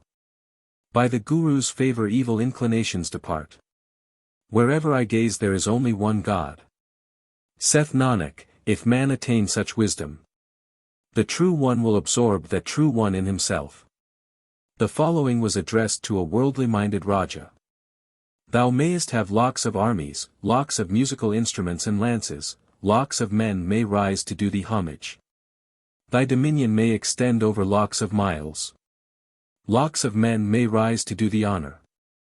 All that would be fruitless, wert thou not credited in God's account. Without God's name the world is only trouble. If the fool be never so much admonished, he remaineth the blindest of the blind. Thou mayest earn lakhs of rupees, thou mayest amass and spend lakhs, lakhs may come and lakhs may go. But, if thy soul obtain not credit in God's account, where else shall it obtain it? Lakhs of Shastars may be explained to thee. Lakhs of pundits may read the Purans for thee.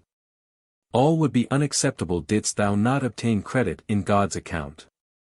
From the true name the kind Creator's name honor is obtained. If it dwell day and night in the heart, O Nanak, man shall be delivered by God's favoring glance.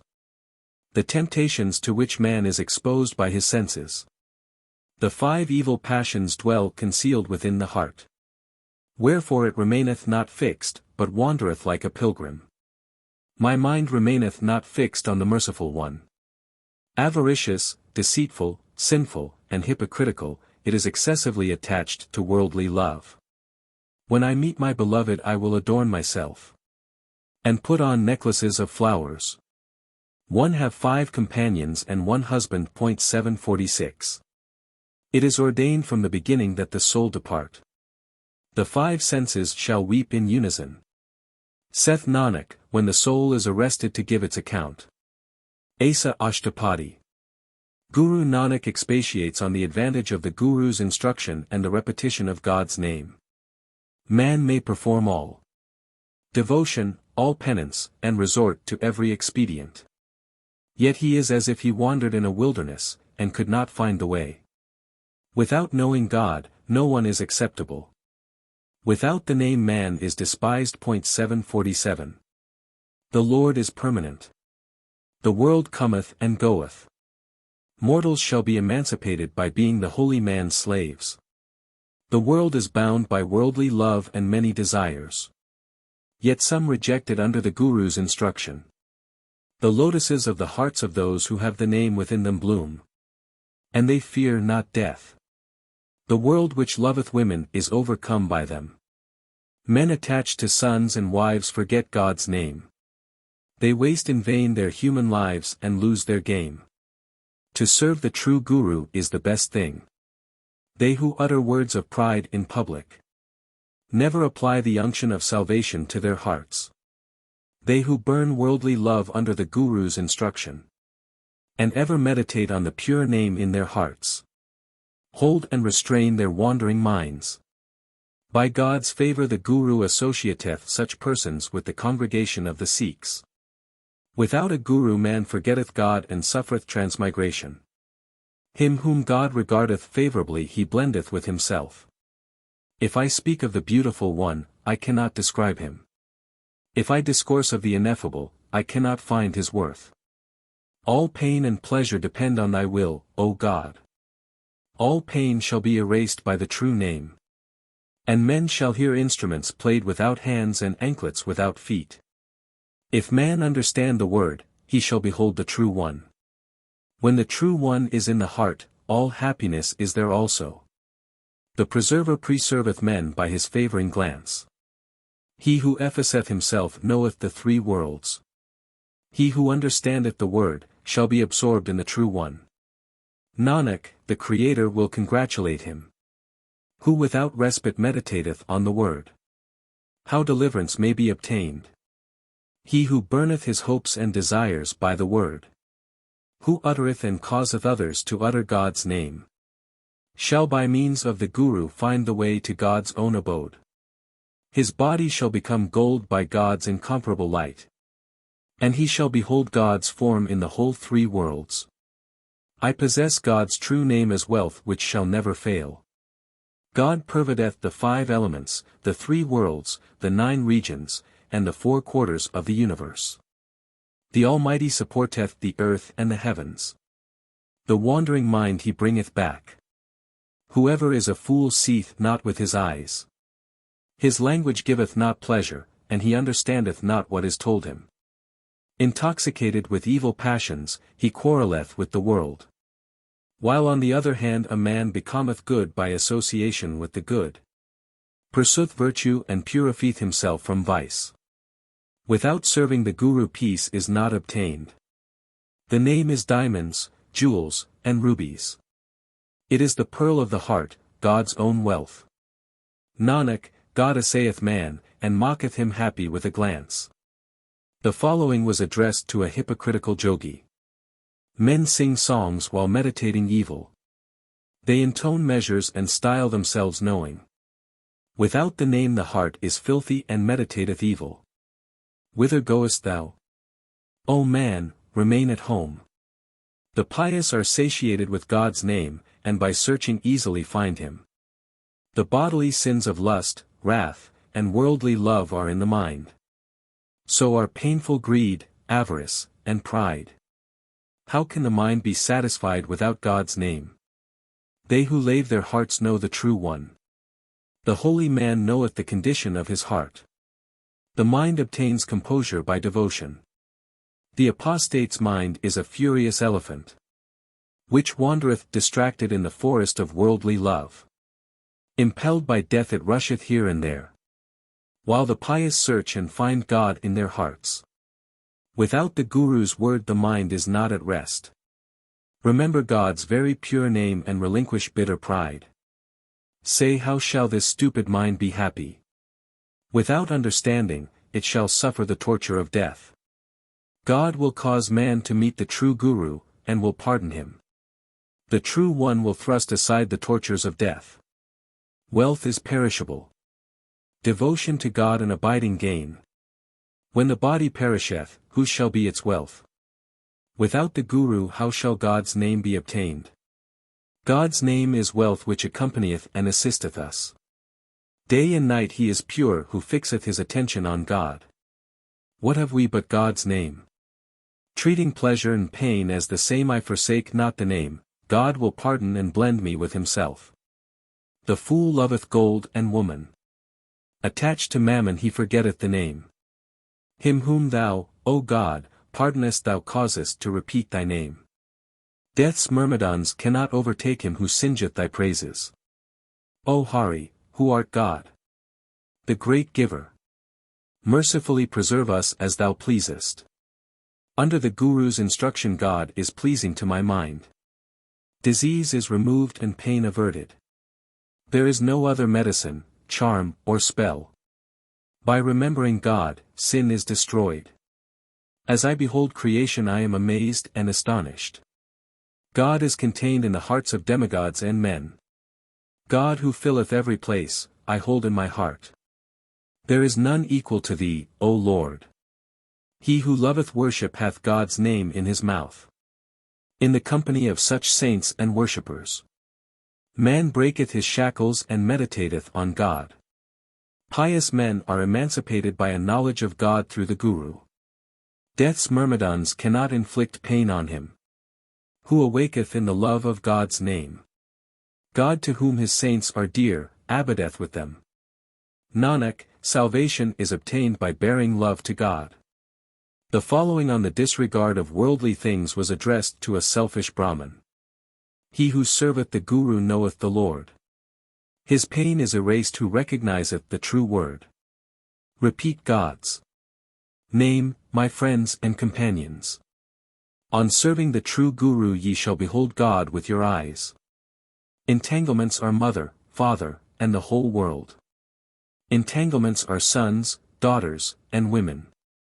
Entanglements are religious ceremonies performed through ostentation. Entanglements are sons, wives, and worldly love in the mind. An entanglement is the tillage done by the tiller. He suffereth for his selfishness when the king demandeth revenue. An entanglement is traffic without meditating on God. Man is never satisfied, worldly love is everywhere, diffused. 748. An entanglement is the perishable wealth which merchants amass. Without devotion to God man findeth no place.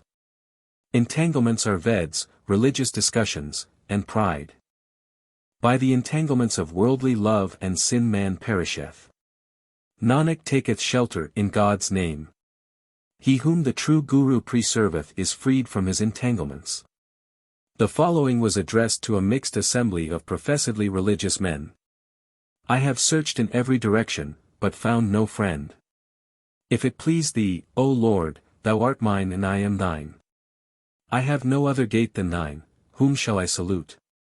I possess thee alone, O Lord, thy true name is in my mouth.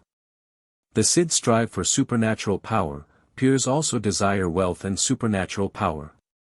May I not forget the one name under the true Guru's instruction one.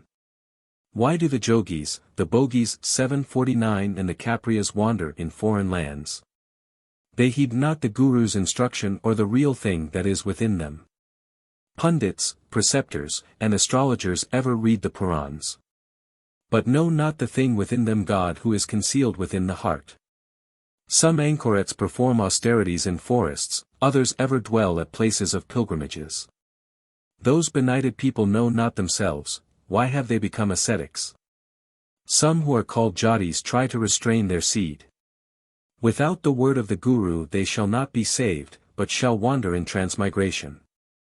Different persons are family men, worshippers, penitents, but it is only they who are attached to the Guru's instructions, who hold fast the name, charity, and ablutions, and who awake in God's service. Through the Guru the gate of thy house, O Lord, is known, when men go there they recognize it. Saith Nanak, may I not forget thy name, and may my heart be reconciled with the True One. Precepts for Salvation. By restraining his mental desires man shall assuredly cross the terrible ocean. Thou, O Lord, wast in the beginning and in the primal age, thou art the merciful, I have entered thine asylum. Thou art the giver. We are thy beggars, O God, grant us a sight of thee.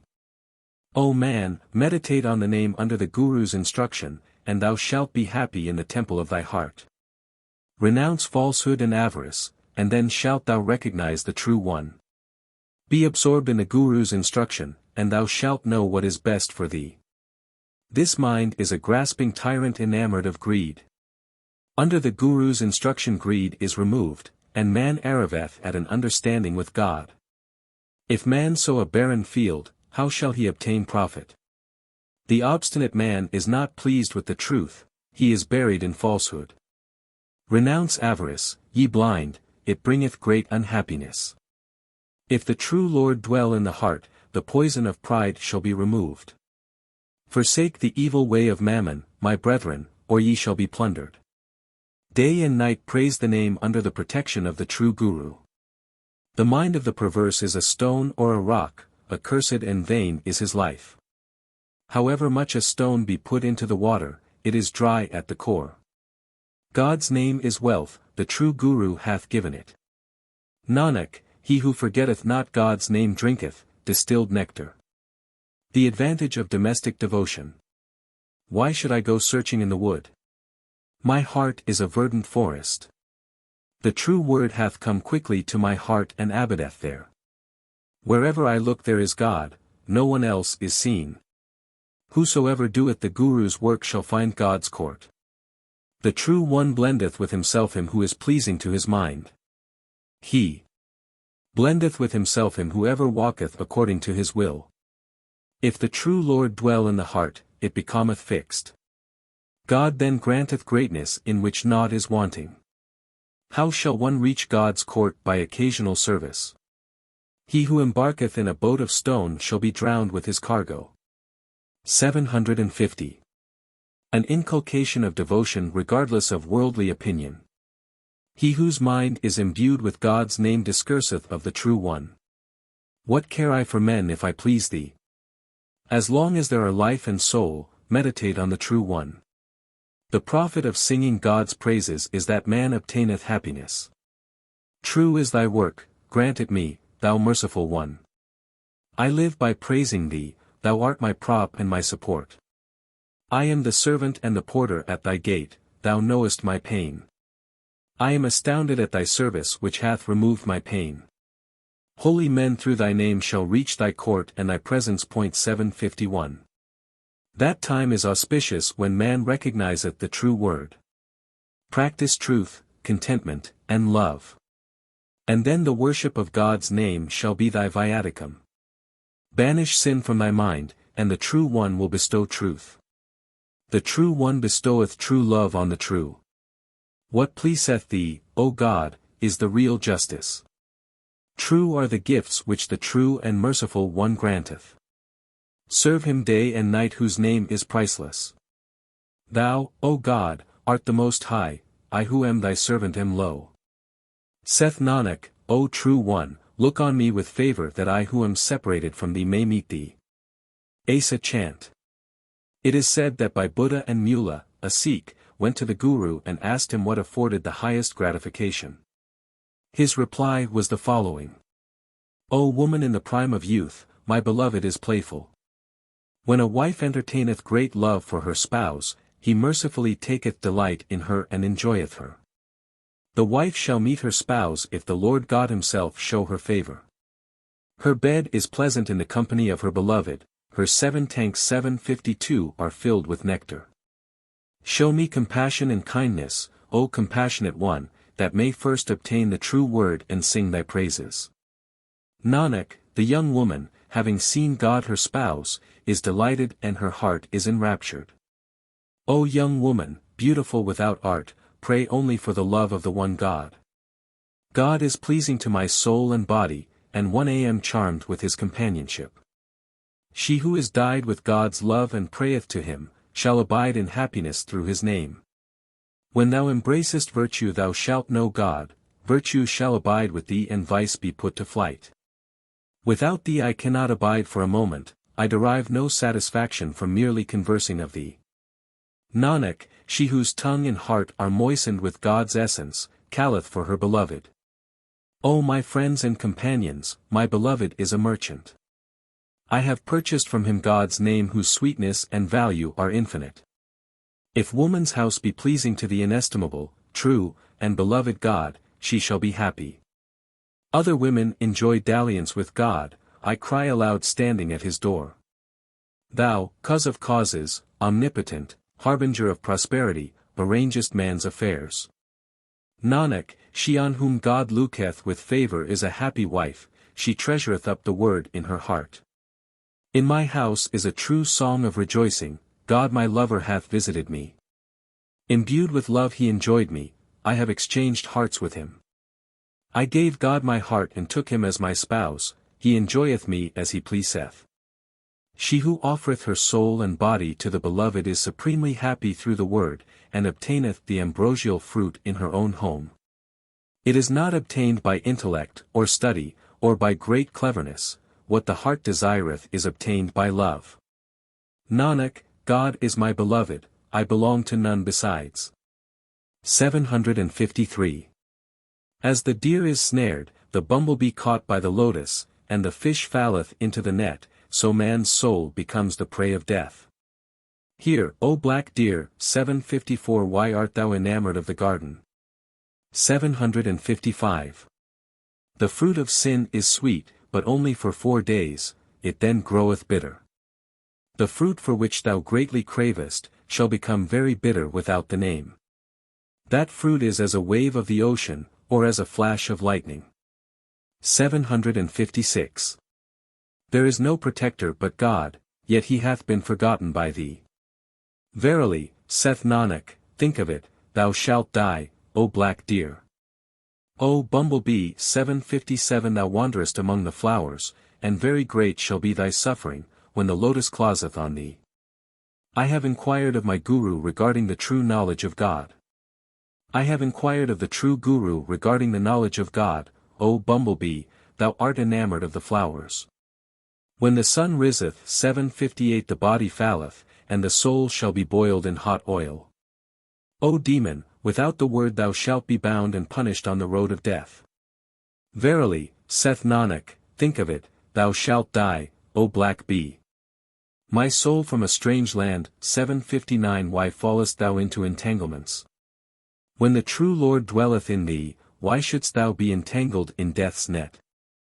When the fisherman casteth his net, the fish leaveth the water with tears in its eyes.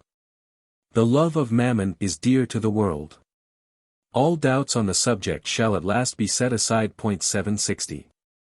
Serve God heartily, and dispel thy mental anxieties. Verily, saith Nanak, think of it, O my soul, from a strange land. Rivers which separate in their course can only meet again by chance. In every age what is sweet is full of poison, some rare holy man knoweth this. Some rare person who thinketh of the true Guru knoweth divine knowledge and recognizeth God. Without God's name the fools and the heedless wander in superstition and are ruined. They whose hearts contain not God's true name and service, at last groan and weep. Verily, saith Nanak, they who have been long separated meet by the true word. Rag Gujari. Guru Nanak orders man to repeat God's name and engage not in idol worship. If the heart be made the scraper, 761 the name the sandal. And good acts be mixed with it as kungu, that shall be the real worship of God in the heart. Worship God by meditating on his name, for without the name there is no worship. If anyone were to wash his heart as the surface of the idol is washed, his impurity should be removed, his soul should become pure, and he should depart to deliverance. Even beasts have their merits. For the oil cake they eat they give milk, but the Brahmins make no return of the offerings made them. Without the name accursed is man's life and the acts he performeth. God is near, think him not distant, he ever careth for and remembereth us. Eat what he giveth, said Nanak verily. The Guru's God is superior to the demigods of the Hindus. Brahma sprang from the lotus of Vishnu's navel, and having attuned his throat began to recite the Veds. Yet he could not see God's limits, and remained free the darkness of transmigration. Why should I forget the beloved who is the support of my soul? Whom the perfect worship, whom munis serve, on whom gurus meditate. Whose lamps are the sun and moon, and whose one light pervadeth the three worlds. The pious have light day and night, but for the perverse there is only sable darkness. The Cid sitteth in meditative posture and ever argueth, but can he see God even with both his eyes? They in whose hearts there is light are awakened by the sound of the word, the true Guru decideth their arguments. O Lord of demigods and men, infinite, unborn, thy true palace is unrivaled. Saith Nanak, O life of the world, grant me peace and save me by thy favoring glance. Gujari Ashtapadi. The Guru's heart is ever filled with devotion. I ask thee, O God, for nothing at any time. 762 but the love of thy pure name. Grant it to me, O Bright One.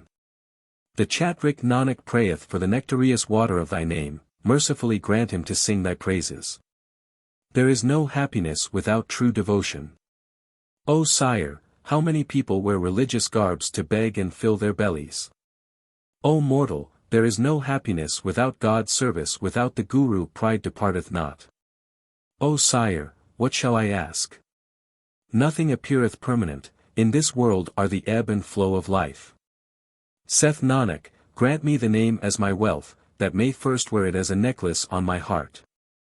The Guru only claims to be a religious instructor from the ranks of the people. O Sire, I am not high, or low, or middling, I am of God's people, and I seek his protection.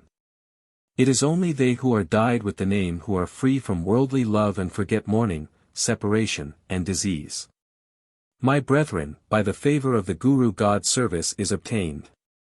He in whose heart is the word of the true Guru, obtaineth the pure God, heedeth not death and oweth him nothing. The following instruction was addressed to Pundit Ram Chand at Banaras. The saints worship God with love. They thirst for the truth, and hear it with excessive love. They who cry aloud in trouble obtain rest by prayer and heartily loving God. O man, repeat God's name and seek his protection. Repeat God's name and do good works. Thus shalt thou cross over the ocean of the world. O mortal man, to repeat God's name under the Guru's instruction is a happy thought. By mentally repeating God's name one's mind obtaineth a treasure of real divine knowledge and peace. In this world man's fickle mind pursueth wealth and becometh intoxicated with worldly love.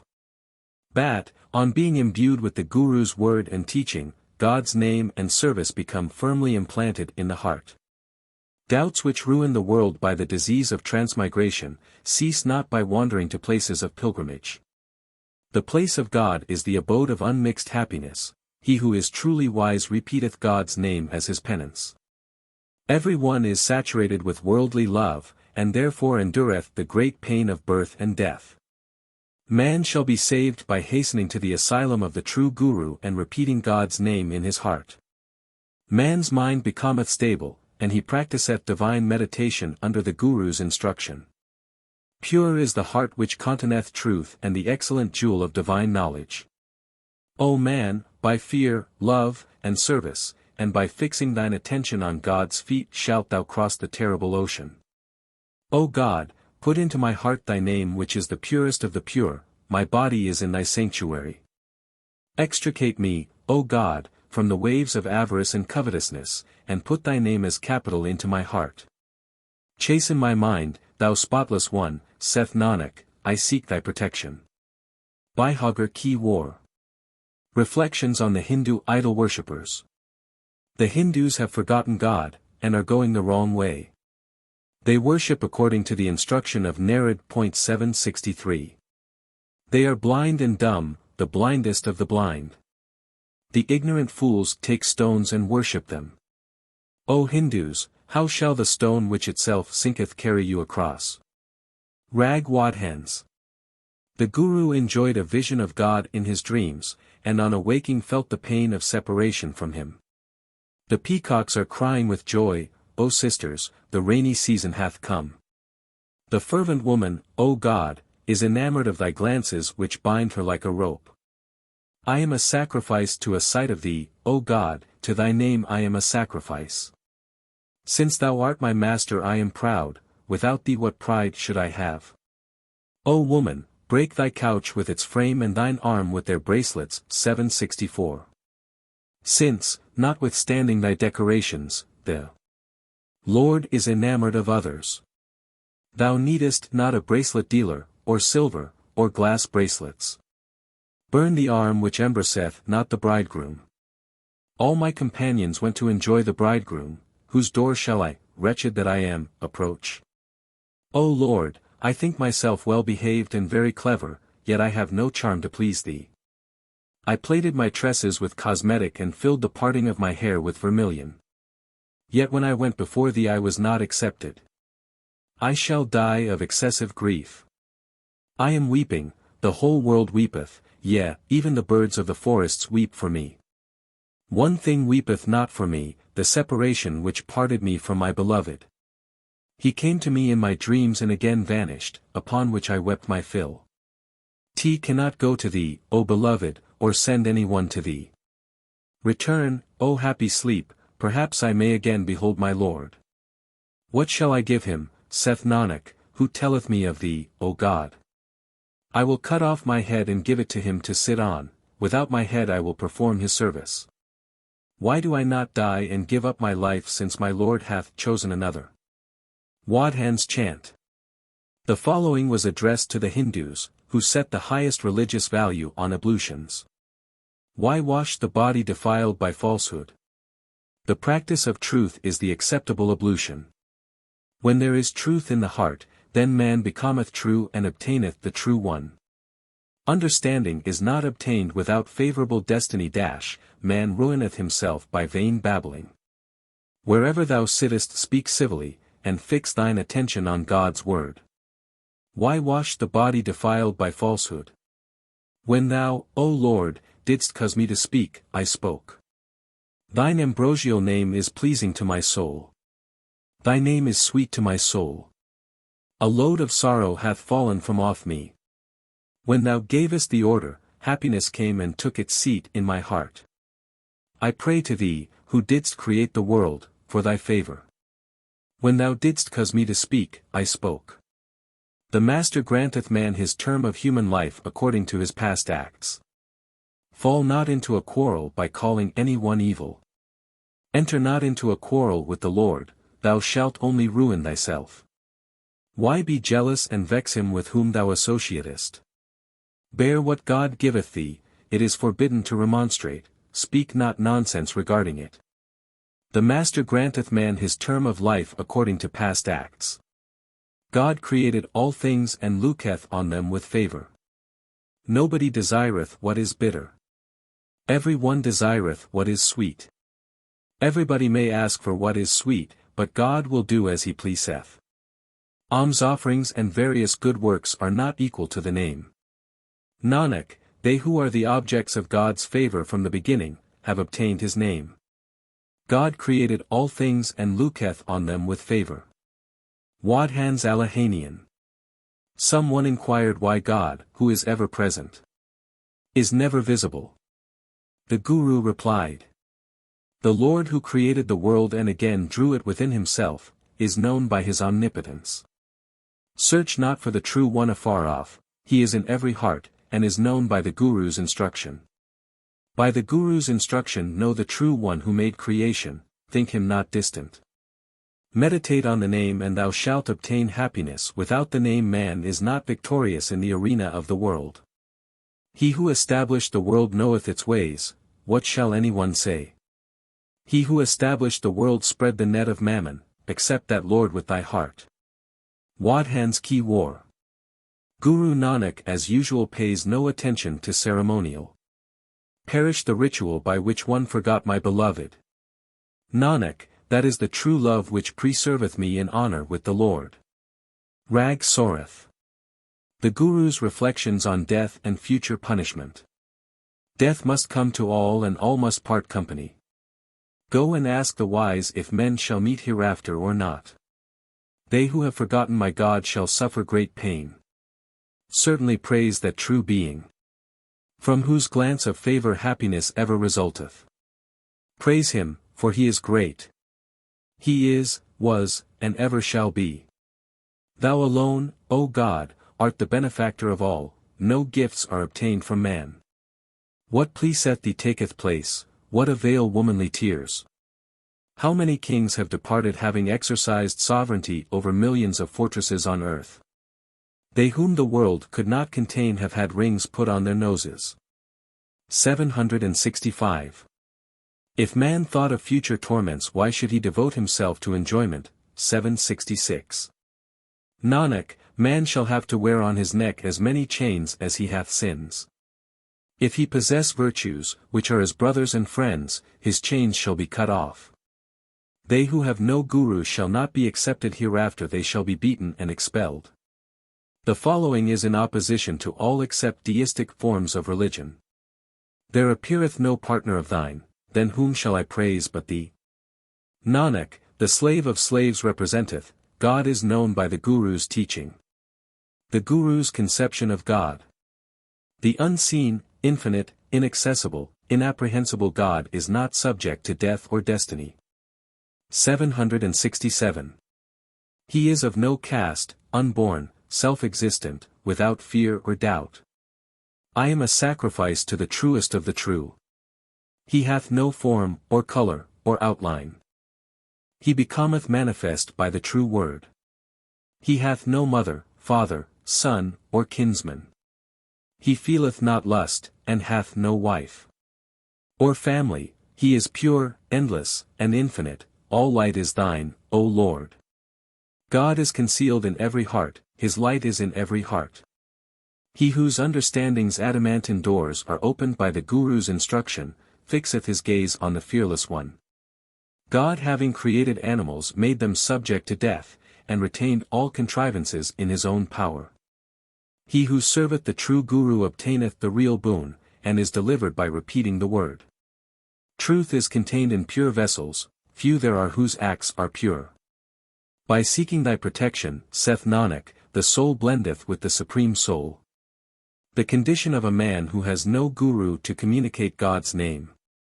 As a fish without water, so is the infidel dying of thirst. If thy breath be drawn in vain, O man, thou shalt die without God. O man, repeat God's name and praises. But how shalt thou obtain this pleasure without the Guru? It is the Guru who uniteth man with God. Meeting the society of holy men is as a pilgrimage for the holy. The advantages of bathing at the 68 places of pilgrimage are obtained by beholding the Guru. As a jogi without continence, devotion, truth, or contentment, so is the body without the name. Death will punish it since it containeth sin in its heart. God is not found by loving the infidel, he is found by loving the true Guru. Saith Nanak, he who is absorbed in God's praises obtaineth the Guru who is the dispenser of weal and woe. Man should cultivate true piety in his own home. The nectareous water of life 768 for which thou camest into the world, is with the Guru. Abandon garbs, disguises, and cleverness, this water 769 is not obtained by devotion to mammon. O man, remain at home, go nowhere, my friend. By searching abroad thou shalt suffer much affliction. The water of life is in thy heart at home. Forsake vice and pursue virtue. Thy vice thou shalt regret. Thou knowest not good from evil, thou shalt again and again wallow in the mire. Inside thee is the great filth of covetousness and falsehood, why washest thou thine outside? Ever repeat the pure name under the Guru's instruction, then shall thy heart be pure. Abandon covetousness and slander, forswear falsehood, and thou shalt obtain the true fruit through the Guru's instruction. O God, preserve me as thou pleasest. Nanak praiseth thy word. God is the invisible benefactor and is pleased when men obey his behests. All creatures are subject to destiny. From the beginning there is none not subject to it. God alone is not subject to destiny. He beholdeth the work of his own omnipotence, he causeth his order to be executed. O man, repeat God's name and thou shalt be happy. Day and night worship the feet of the Guru, the giver and the enjoyer. Behold him without thee as he is within thee. There is none other. Under the Guru's instruction regard all men as equal, since God's light is contained in the heart of each. Restrain in its place thy wandering mind, thou shalt know how to do this on meeting the Guru. On beholding the invisible thou shalt be astounded, thou shalt forget thy misery and obtain happiness. Quaff nectar and thou shalt obtain supreme happiness and abide in thine own home. Sing his praises who destroyeth the fear of birth and death, and thou shalt not be born again. God 770 The first principle, the pure one, is in all things, of this there is no doubt. Nanak hath obtained God the infinite supreme being as his Guru. Sorath Ashtapadi. The Guru deprecates idolatry and then gives his notion of an ideal Bairagi, or renouncer of the world. May I not fall under the power of mammon, worship any but God, or visit tombs and places of cremation. May I not enter the strange house impelled by greed. 771 May the name extinguish my greed. The Guru showed me God in my own home, my heart became easily enamored of him, my brethren. Thou art wise, thou art far-seeing. It is only thou, O Lord, who givest wisdom. My heart hath no love for the world, it is tinctured with its hate, the word hath penetrated my heart, O my mother. He who loveth the true Lord and continually repeateth his hymns, beholdeth his light in his own heart. Countless persons call themselves Bairagious, but only he who is pleasing to God is a Bairagi. Such a Bairagi treasureth the word in his heart, he is ever absorbed in the fear of God and serveth the Guru. He thinketh on the one God, his mind wavereth not, and he restraineth its wanderings. He is intoxicated with God's love, ever absorbed in divine pleasure, and he singeth the praises of the True One. If the mind, which is like the wind, dwell even for a little on the name of him who liveth at ease, happiness shall result, my brethren. My tongue, eyes, and ears are tinctured by the True One. Thou, O Lord, hast extinguished the fire that consumed me. He is a Bairagi who abandoneth desires and assumeth an attitude of contemplation in his own home. He who is filled with the alms of the name is contented and quaffeth nectar at his ease. As long as there is a particle of worldly love, there is no contempt of the world. All the world is thine, O Lord. Thou alone art the giver, there is none other, my brethren. Perverse creatures ever abide in misery, God conferreth greatness on the holy. Infinite, endless, inaccessible, inapprehensible, thy worth cannot be obtained by speaking. Sun Samad, 772 Mahaparamarath, 773 In Lord of the three worlds are names of thine. All animals born in the world have their destinies recorded on their foreheads, and must beat what is destined for them. It is God who causeth man to perform good acts and mocketh them steadfast in his service. When man feareth God, the filth of his soul and body departeth, and God himself giveth him divine knowledge. Only he who hath tasted it, knoweth its flavor, as a dumb man enjoyeth sweets. 774. How describe the indescribable, my brethren? Ever walk according to his will. If God cause man to meet the generous Guru, understanding is produced. He who hath no Guru hath no understanding. Walk as God causeth you to walk, my brethren. What other device can man adopt? Some are led astray in error, others love God's service. Thy play, O Lord, is incomprehensible. Men obtain the result of what thou hast applied them to, thou leadest them by thine order. We can serve thee if we have anything of our own. Our souls and bodies are thine. God is merciful to him who hath met the true Guru, the ambrosial name is his support. He to whom the attributes of God, who dwelleth in heaven, become manifest, shall obtain divine knowledge and meditation from them. God's name is pleasing to him, he uttereth it himself and causeth others to utter it, and he only speaketh of the real thing. The deep and profound is obtained by the instruction of the Guru and priest.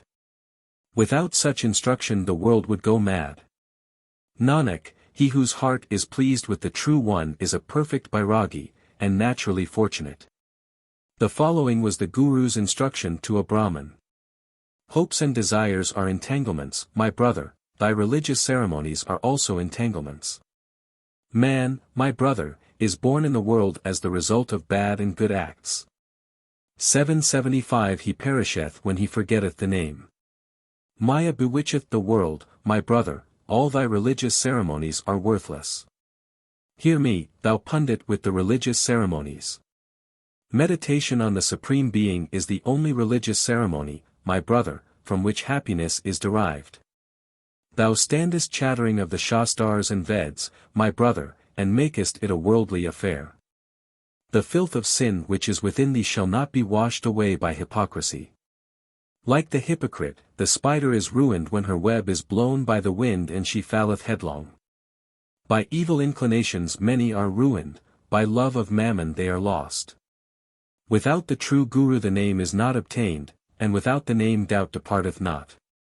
My brother, serve the true Guru and thou shalt be happy, and released from transmigration. True peace is obtained from the Guru. When the mind is pure, man shall be absorbed in the True One. He who serveth the Guru knoweth the way, without the Guru it cannot be found. What religious acts can he perform who hath greed in his heart? He uttereth falsehood and eateth poison. O Pundit, if thou churn coagulated milk, butter shall be produced. If thou churn water, thou shalt obtain but water, this is the way of the world. The unseen God dwelleth in every heart, yet without the Guru man is ruined by wandering. Maya hath bound this world on all sides with her cable. Without a Guru its knot cannot be untied, man groweth weary in striving. This world is led astray by superstition, words are of no avail. By meeting the Guru, my brother, the fear of God entereth the heart. To die in the fear of God is man's true destiny. In God's court the name is superior to ablutions, alms, and similar religious acts. He who, by the Guru's goad, hath driven the name into his heart to abide there, shall become free from hypocrisy. Man is a banker's shop, the unrivalled name is his capital. The merchant who meditateth on the Guru's instruction secureth the capital. Nanak, blessed are the merchants who on meeting the Guru engage in such traffic. Deprecation of idolatry.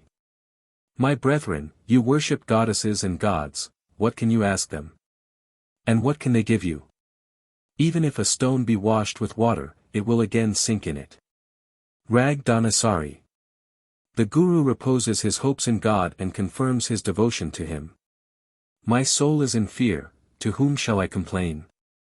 I have served him who causeth us to forget our sorrows, he is ever and ever the giver. My Lord is ever young, he is ever and ever the giver. Night and day serve the Lord, and in the end he will deliver thee. Hark, hark, my friend, 776 Thus shalt thou cross over. O merciful one, by thy name shall one cross over aim. Ever a sacrifice unto thee. In the whole world there is only one true being, there is no second. He on whom God looketh with favor will serve him. How shall I, O beloved, abide without thee? Grant me the favor to remain attached to thy name. There is none other, O my beloved, to whom I may go to address myself. I serve my Lord, I beg from no other. Nanak is his slave and ever a sacrifice unto him. O Lord, I am ever a sacrifice to thy name, for which I could bear to be cut to pieces. Life is but brief, and man ought to make the best use of it. We men live but for a moment, we know not if we shall live the space of 2 Garies. Nanak representeth, serve him to whom belong our souls and lives. O fool, consider how many days thy life shall last. O Lord, my breath, body, and soul are all thine, thou art very dear to me. The poet Nanak thus speaketh, O true cherisher. If thou give nothing to any one, what pledge can he give thee? 777. Nanak representeth, he who is destined from the beginning to obtain something shall obtain it.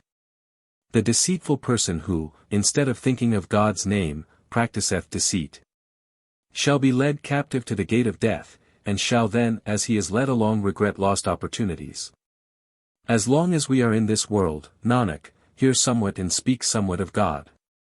I have searched and found no resting place, wherefore in the midst of life be in death. The Guru moralized as follows on seeing a thief arrested. If a thief praise the magistrate, the mind of the latter is not pleased thereby. If he revile the magistrate, it cannot displease him in the least. Nobody will be surety for a thief. How can what a thief doeth be good? Hear, O fool, dog, and liar. The true one knoweth thee, O thief, without thy speaking. A thief may be well dressed, a thief may be ingenious. Yet he is only worth a double paisa, the price of a bad rupee. If thou put a bad coin with others, it will be found counterfeit on being assayed. As man acteth, so shall be his reward. He himself soweth and he himself eateth the fruit. Even though man praise himself, yet will he act according to his understanding. If he tell hundreds of lies to conceal the truth, he shall still be false even though the whole world call him good. If it please thee, even a fool is acceptable. Nanak, God is clever to know man's secret. A Brahmin, a Qazi, and a Jogi entered into discussion with the Guru, and he gave them the following instruction. The body is the paper, the mind the order written thereon. Silly man readeth not the lines of destiny on his forehead. In God's court 3 destinies 778 are engraved. Lo! What is counterfeit is there of no avail. Nanak, if there be sterling silver within us, everybody will say that it is real. The Qazi telleth lies and eateth filth. The Brahmin taketh life and then batheth. The ignorant Jogi knoweth not the way of union with God. The whole 3 ruin the world. 779. He is a Jogi who knoweth the way to God, and who by the Guru's favor only recognizeth the one. He is a Qazi who turneth away men from the world, and who by the Guru's favor while alive is dead. He is a Brahmin who reflecteth upon God. He shall be saved himself, and shall save all his relations. Wise is he who cleanseth his heart. A Musulman is he who cleanseth his impurity. He who readeth and acteth on what he readeth, is acceptable. He shall bear on his forehead the stamp of God's court. Dhanasari Ashtapadi. God is pleased with love and service, not with idolatry or pilgrimages. God maketh himself manifest and beholdeth men. He is not pleased by obstinate penance nor by many religious garbs. He who fashioned the vessel of the body and poured into it his ambrosial gifts, will only be satisfied with man's love and service. They who, though ever reading, forget God's name shall suffer punishment. And notwithstanding their great cleverness undergo transmigration. He who repeateth the name and thus eateth the food of fear, shall become a pious worshipper and be absorbed, you God. He who worshippeth stones, visiteth places of pilgrimage, dwelleth in forests, and renounceth the world, wandereth and wavereth. How can his filthy mind become pure? He who meeteth the true one shall obtain honor. Dhaniyasari chant. They who utter falsehood are unhappy. If a woman please her spouse, she shall be honored in his house. If she utter falsehood it is of no avail. If she utter falsehood it is of no avail, her spouse will not look at her. Without merits, forgotten by her spouse, and false, painful are her nights. Rag Suhi. Man ought to practice devotion at home. Man dwelleth not at home, but wandereth abroad. Why doth he forsake ambrosia and eat poison? Embrace such knowledge, O my soul, as may make thee a servant of the True One. Although every one speaketh of divine knowledge and meditation, yet the whole world wandereth bound by its own entanglements. He who performeth service is a servant of him who pervadeth the water, the dry land, the nether regions, and the firmament. I am not good, there is nobody bad. The representation of Nanak is he who thinks so is saved. Suhi Ashtapadi. The Guru depreciates himself, and utters a prayer to the Almighty. In me are all demerits, I have not one merit. How shall I meet my spouse? No beauty or lustrous eyes are mine. No family, no manners, or sweet speech. The woman who cometh adorned with divine knowledge shall be a happy wife if she please her spouse. O God, mercifully attach her to thy feet. Who hath neither beauty nor good features. Who remembereth not God at the last moment. Who hath no wisdom, understanding, or cleverness. The woman, who though very wise pleaseth not her spouse. Who attached to mammon is lost in superstition. Shall, if she dismiss her pride, be absorbed in her beloved, and obtain him who is her 9 treasures. I suffered through being separated from God in many births. O beloved sovereign, take my hand. Saith Nanak, the Lord is, was, and shall be. The beloved will enjoy her who is pleasing to him. Miscellaneous instruction of the Guru. False and fleeting is the dye of the safflower, lasting for only 4 days. Without the name man wandereth in error, the evil passions 780 rob him, false that he is. He who is tinctured with the True One shall not be born again. How canst thou who art dyed with the love of God, be otherwise dyed? Serve the Guru who giveth God's dye, and apply thy heart to the True One. Even though man wander in every direction, he shall not obtain spiritual wealth without good fortune. If robbed by vice thou wander in the forest like a huntsman, thou shalt not find shelter. They whom the Guru protecteth are saved. Their hearts are dyed with his instruction. They who wear white clothes, but whose hearts are filthy and hard, never utter the name, but like thieves become absorbed in mammon. They who know not their own humble origin are beasts and cattle. Man though ever and ever engaged in pleasures, ever and ever desireth more enjoyment. He thinketh not of the Creator, so misery attacheth to him again and again. How shall he in whose heart the dispenser of weal and woe dwelleth, want for anything? They whose accounts are not adjusted shall be summoned, the executioner shall smite them on their heads. When the account is called for it must be given, it will be examined and considered. Man shall be saved by his love for the True One. The pardoner will pardon him. If he make any one else than God his friend, he shall die and be blended with the dust. Man beholding various phases of life is led astray, and going astray suffereth transmigration.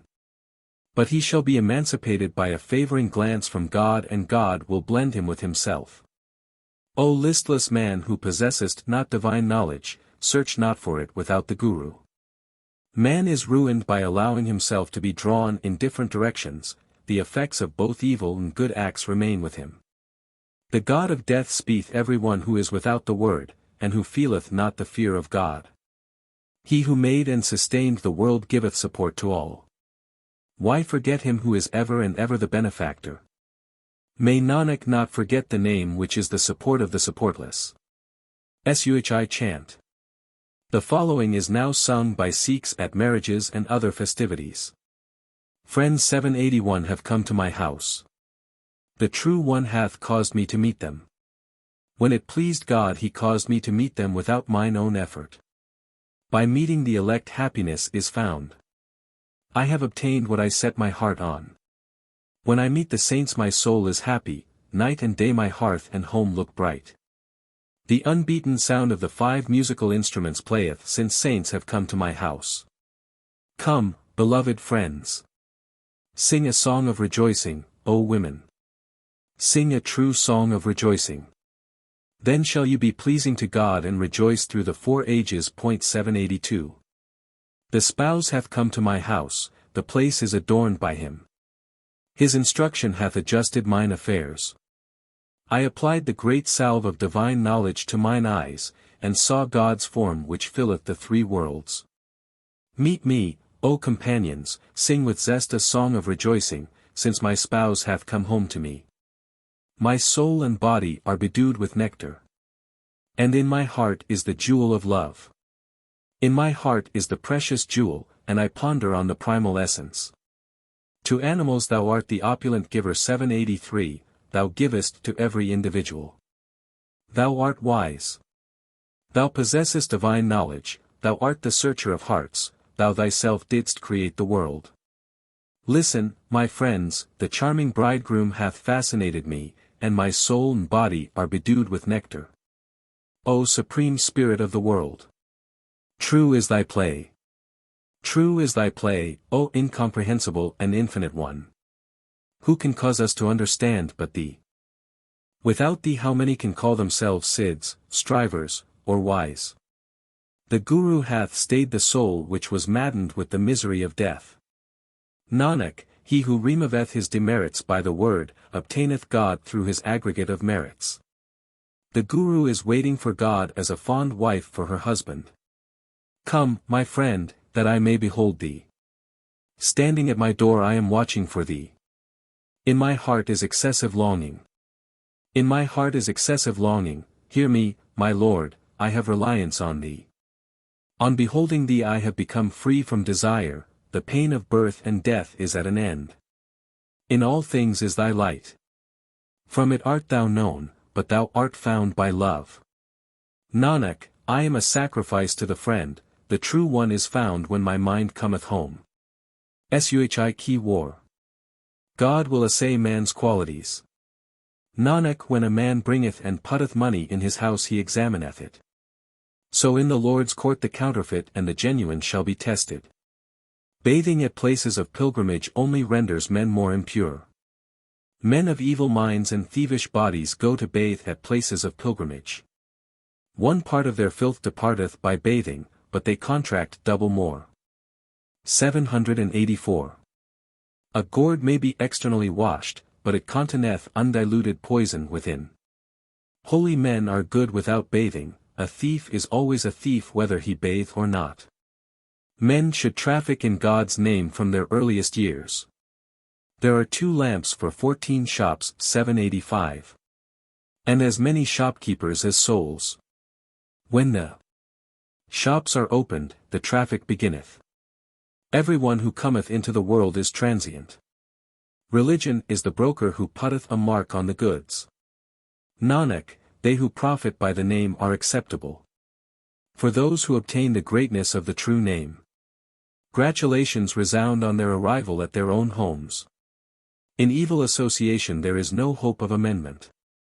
It is the habit of thieves, adulterers, prostitutes, and pimps to contract friendship with the irreligious and dine with them. They take no thought for God's praises. The devil ever dwelleth in their hearts. If sandal be rubbed on a donkey, he will still roll in the dust. Nanak, by spinning falsehood the web of falsehood is woven. False is the cloth therefrom and its measurement. False the raiment and the pride thereof. The repetition of God's name is superior to the call of the muezzin 786 or the horn of the jogi. Whether the muezzin repeateth the call to prayer or the jogi bloweth horns, and the bards join the chorus. Some are givers, others are beggars. To me thy name alone is acceptable. Nanak, I am a sacrifice to those who have heard and accepted it. The following sloks in the Suhi Ki War contain miscellaneous instruction and reflections of the Guru. I am a sacrifice to those whose words consist of God's praises. Every night is for the married woman. Let me who am separated from thee, O God, obtain even one night. They who have not obtained the sweets of love or the delights of the bridegroom are like the guest of an empty house who goeth as he cometh. A curse on the lives of those who eat to distend their bellies. Nanak, without the true name all love is turned into hate. You say, O pundits, as darkness is dispelled when a lamp is lighted, so by reading the Veds sinful inclinations are destroyed. I say, when the sun riseth, the moon is not seen. Where divine knowledge appeareth, mental ignorance is dispelled. You, O pundits, read the Veds and study them. But the reading of the Veds is a secular occupation. Without understanding this everyone shall be disgraced. Nanak, the man who listeneth to the Guru's instruction shall be saved. They who delight not in the word and who love not God's name speak offensively with their tongues, and shall ever be disgraced. Nanak, they act according to their destiny which none can erase. Rag Bilawal. It would not redound to God's glory to call him by the names of the Hindu incarnations. Thou art an emperor, if I call thee Lord, how will that be to thy greatness? If thou inspire me, I will praise thee, O Lord. I am foolish myself and can say nothing. Give me understanding to sing thy praises, that I may abide in truth according to thy will. All that there is cometh from thee, thou lovest all. I know not thy limit, O my Lord. What skill have one, a blind man? What shall I say? While talking I see that I cannot describe the indescribable. I speak as it pleaseth thee, and this is only in the smallest degree for thy greatness. Among so many dogs I, a strange dog, bark for my belly's sake.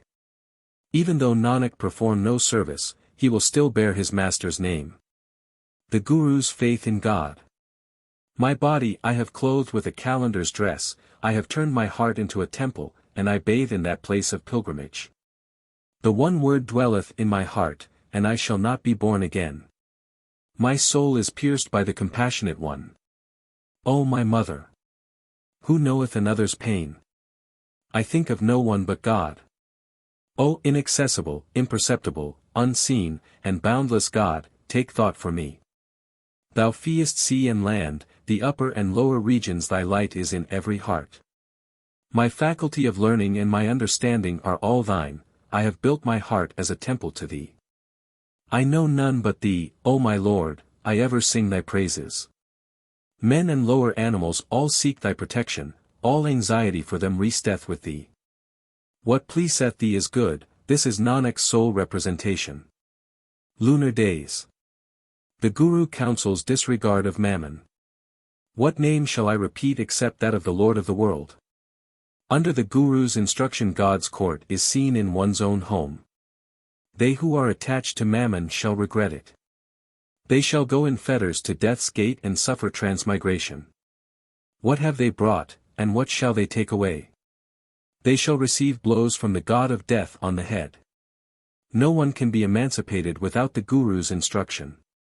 No one can be saved by the practice of hypocrisy.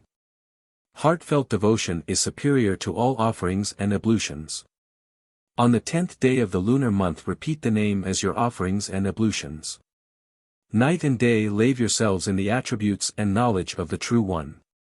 When doubts and fears have fled, impurity shall not cling to the true heart. A frail cord will soon snap. Know that the world is as the cord. Fix thy mind firmly on the True One and thou shalt be happy. Ramkali. In his devotional enthusiasm the Guru indulges in self-depreciation. Some read the Veds, 787 some the Purans. Some repeat names 788 on their rosaries and meditate on them. I know not and never knew anything, one recognize only thy name. I know not, O God, what my lot shall be. I am ignorant and devoid of divine knowledge, O Lord, I seek thy protection, mercifully preserve my self-respect and honor. The mind sometimes riseth and sometimes falleth to the nether regions. 789. The greedy mind remaineth not still, it searcheth for mammon in all directions. Man entered the world doomed to die, yet he amasseth wealth for long life. While others depart, O Lord, we see the burning fire approaching us also. No one hath a friend, no one hath a brother, no one hath a father or mother. Nanak representeth, if thou give thy name, it will assist me at the last hour. After the death of a Hindu, a lamp is kept burning for several days to light the soul of the departed to the next world. It is then floated on water. Guru Nanak indites the following homily on the custom. Adore God 790 in the following way. Make thy body into a raft 791 by which thou mayest cross over. Put on it the fire of thy heart. And the lamp shall burn untiringly day and night. Float such a lamp on the water, as shall procure thee all knowledge. The knowledge of God is a good material. God will accept a lamp made out of it. Make good deeds thy wheel, and mold thy lamp on it. It will accompany thee in this world and the next. When God looketh on him with an eye of favor. Some rare pious man knoweth how to make this lamp. This lamp shall be permanent in his heart, and shall not be extinguished when he dieth. Float such a lamp on the water as shall not be shaken or put out by the wind, and by whose light God's throne may be seen. Khatris, Brahmins, Sudars, and Vaishyas find not such a lamp by thousands of researches and calculations. But if any of them light such a lamp as I have described, he shall, O Nanak, obtain deliverance. The following was addressed to a jogi. The jogi runneth about begging for clothes and food. He burneth with the pangs of hunger, and he shall also have misery hereafter. He who hath not received the Guru's instruction, blesseth his honor by his own stupidity. Some rare man obtaineth God's service by the Guru's teaching. The jogi who knoweth the way dwelleth in a peaceful home. He who is satisfied with the alms of love and the word beholdeth all men with an equal eye. The 5 oxen 792 draw the carriage of the body. The whole goeth well by the contrivance of God. When the axle breaketh, the carriage turneth over. Its timber is scattered and it is burnt in the fire. Meditate, O Jogi, on the Guru's instruction. Consider weal and woe, union and separation of friends as the same. Let the name and meditation on the Guru's instruction be thy dainties. 793. The wall of thy body shall remain permanent. 794 by repeating God's name. By the practice of Sahaj Jog thou shalt be freed from entanglements, and shalt repress lust and wrath under the Guru's admonition. Make the protection of God and the Guru earrings for thy heart. Nanak, it is by devotion to God man shall be saved. Ashtapadi. God is in man's heart and ought not to be sought for elsewhere. O Nanak, may I obtain the greatness of the name. There is no religious work superior to it. If man go elsewhere to ask for what he hath at home, he shall be received with reproaches. It is said that Guru Nanak on his excursion to the Himalayas met a jogi called Chetnath, who reproached him with not being a jogi, a sannyasi, or a saint, but only a pretended guru. The following was Guru Nanak's reply. O jogi, thou buildest a hut and preachest to the world. If, abandoning thy devotional attitudes, thou beg from door to door, how shalt thou obtain the true one? Thou lovest mammon and woman, and art neither an anchoret nor a worldly man. O jogi, keep thy seat. 795 and the pain of thy worldly love shall depart. Thou art not ashamed to beg from door to door. Thou singest songs, but knowest not thyself. How shall the great fire which burneth thee be extinguished? If the love of God attach to thy heart under the Guru's instruction, Thou shalt easily enjoy the alms of contemplation. Thou hypocritically appliest ashes to thy body, and shalt be punished for thy worldliness by death's mace. The impure vessel 796 of thy heart cannot hold the alms of love. Thou art bound by bonds and shalt suffer transmigration. Thou dost not restrain thy seed, and yet thou callest thyself continent. While saying, Mother, thou beggest and fallest in love with woman.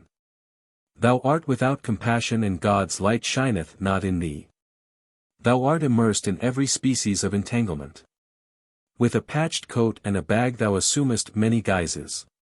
Like a conjurer thou performest many tricks to deceive men. The fire of anxiety burneth thy heart. How shalt thou be saved without good works? Thou makest rings of crystal for thine ears. Without the highest divine knowledge there is no emancipation. Thou art beguiled by the pleasures of the tongue and sensual organs. Thou hast become a beast, and the mark of it shall not be erased. There are 3 classes of people and 3 classes of jog. 797. He who meditateth on the word shall need no mourning. He who meditateth on the way of jog is a jogi. By the true word he shall become bright. The Guru in an address to a pundit rejects astrology. Thou calculatest auspicious moments, but reflectest not that God is beyond auspicious moments. He who meeteth the Guru knoweth them. When there is the Guru's instruction man recognizeth God's will. Speak not falsehood, O pundit, tell the truth. If pride depart by means of the word, God's abode shall be attained. The astrologer after calculating draweth out a horoscope. He readeth it to himself and others, but knoweth not the reality. Deem the Guru's word the highest of all. Utter no other discourse, it were all in vain. Thou bathest, and washest, and worshippest stones. But without being imbued with God thou art the filthiest of the filthy. Abandon pride, and thou shalt meet God the real. Wealth. Repeat God's name, and thou shalt succeed in obtaining emancipation. Thou readest not thine epic poems nor reflectest on the Veds. Drown thyself, how canst thou save thine ancestors? Few understand that God is in every heart. When man meeteth the true Guru, he obtaineth understanding. By making calculations such as thine doubt and sorrow enter the mind. But, when the Guru's protection is sought, happiness resulteth. Having sinned we come to him for protection. According to man's acts in a former state the Guru causeth him to meet God.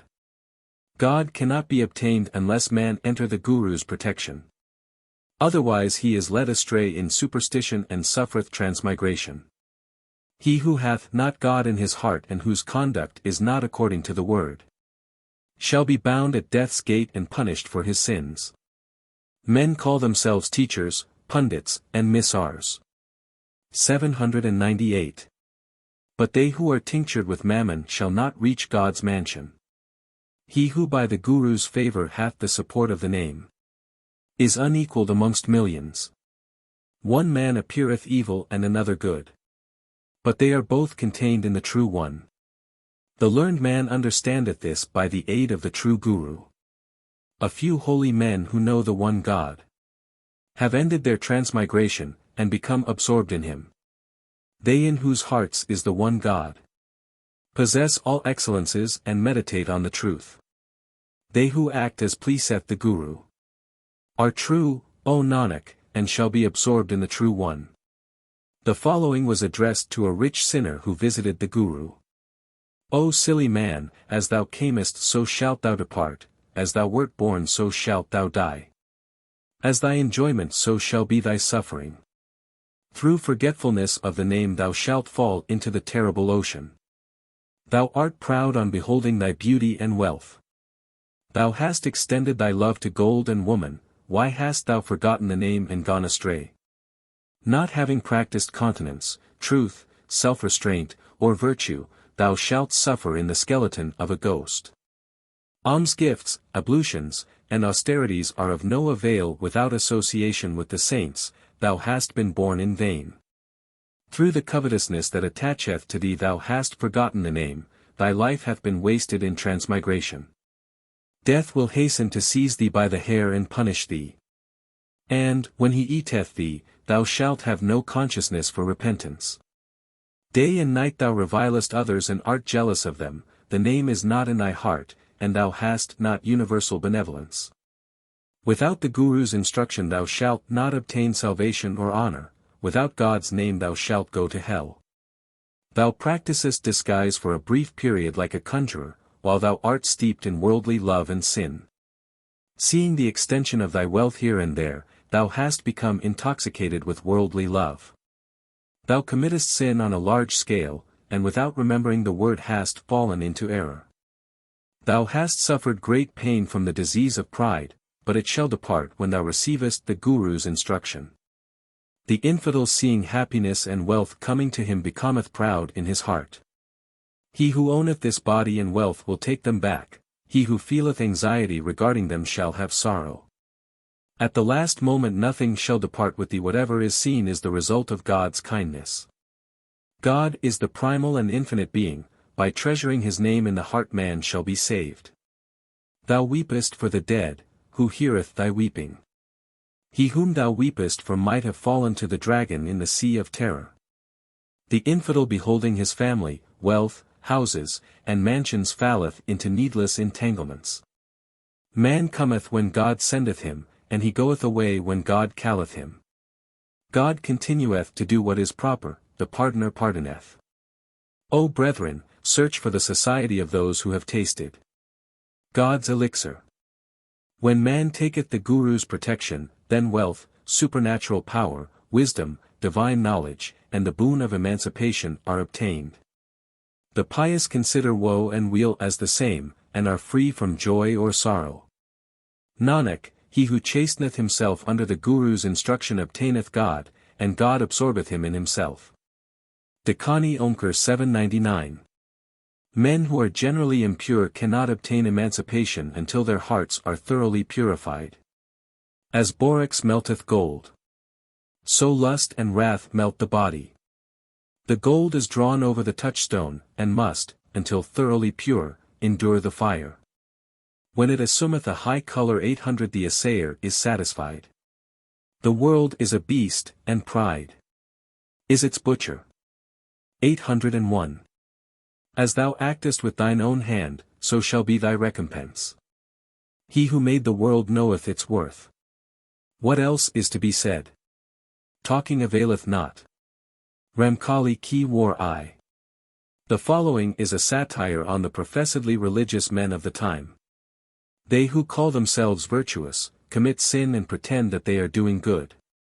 Gurus go to private houses to impart instruction. A woman loveth man for the money he earneth for her. Otherwise he may come or go as he pleaseth.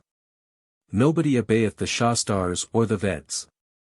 Everybody worshipped himself. The Qazi sitteth to administer justice. He turneth over his beads and invoketh God. But he taketh bribes and doeth injustice. If any one call him to account, he will read and cite texts. The Mohammedan creed filleth the ears and hearts of the Hindus. They carry tales to the judge and plunder the populace. They make squares for cooking so as to appear pure. See what the Hindus are like. Jogis with long hair and ashes on their bodies keep wives. Children scream before and behind them. They miss the right road and obtain not union with God. Why do they put ashes on their heads? Nanak, this is the state of this degenerate age. That men only speak of themselves and think themselves the best. The following is also a satire on Brahmins, Mohammedan priests, and Jogis. A Brahmin goeth to the house of a Hindu. Readeth texts, and putteth the sacrificial thread on a boy's neck. If the boy commit sin after putting on the thread, he shall not be accepted for all his ablutions and washings. The Mussulman may praise himself, but without a guru or a priest he shall not be accepted. Even when the road is pointed out, few travel by it. Without good works heaven is not obtained. Men seek the way in a Jogi's monastery. And on that account put rings in their ears and become his disciples. With earrings on they wander about the world. While the Creator they pretend to search for is everywhere. All souls are travelers. When the death warrant cometh for them there must be no delay. He who knoweth God in this world, shall recognize him in the next. All others, whether Hindus or Mussulmans, are chatterers. All men's accounts shall be taken in God's court. And no one shall be saved without good works. He who repeateth the name of the truest of the true, shall not, O Nanak, be examined hereafter. Only the good shall be saved when the final reckoning is called for. Nanak saith, O man, hear true instruction. God seated in judgment will produce his book and call on thee for thine account. The stiff-necked who owe anything shall be summoned. And the angel Azrael placed over them. They shall see no way of escape, they shall be entangled in the narrow streets. Falsehood is at an end, O Nanak, and truth shall at last prevail. The following was addressed to a proud Mohammedan governor.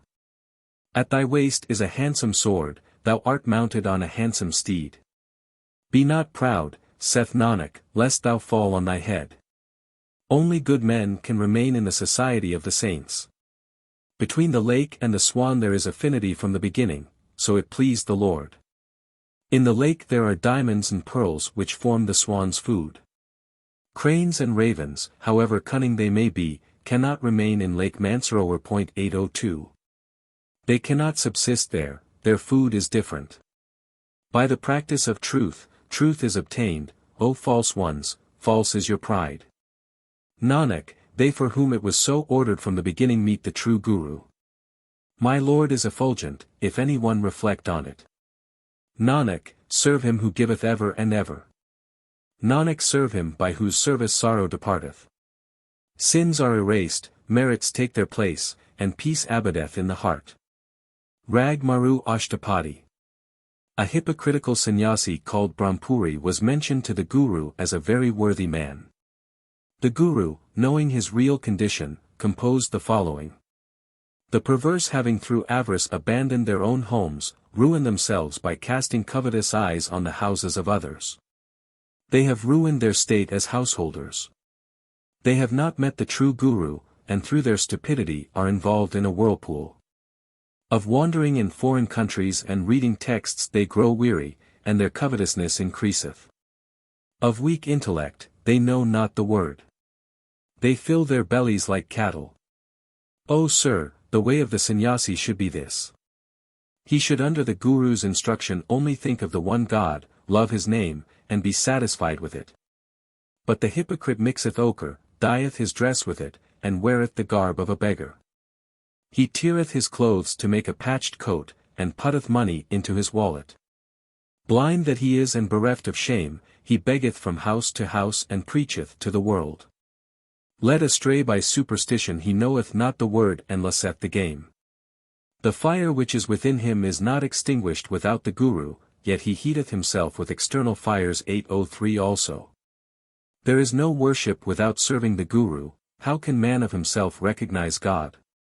He who slandereth others shall abide in hell, and be separated from the Supreme Spirit. He who wandereth to the 68 places of pilgrimage is ruined thereby, how can he wash away the filth of his sins? He sifteth dust, applieth it to his body, and looketh for the way of mammon. He knoweth not the one God who is with him whether he be at home or abroad, if any one tell him the truth, he groweth angry. While reading texts his mouth uttereth falsehoods, that is all the wisdom a man without a Guru possesseth. How can man obtain happiness without repeating the name? How shall he be honored without the name? Some shave their heads, some twist long hair round them or wear a top knot, others through pride remain silent. But without the love of divine knowledge their minds waver and hasten in every direction. Maddened by worldly love they reject nectar and drink deadly poison. They obey not God's order, their evil deeds shall not be effaced, and they shall enter the bodies of beasts. The Kapari with a bowl in his hand and excessive greed in his heart abandoneth his own wife, and filled with lust coveteth his neighbors. While preaching he knoweth not God's word, and attacheth himself to a prostitute. With poison in his heart he pretendeth that he hath no doubts, but death will disgrace him.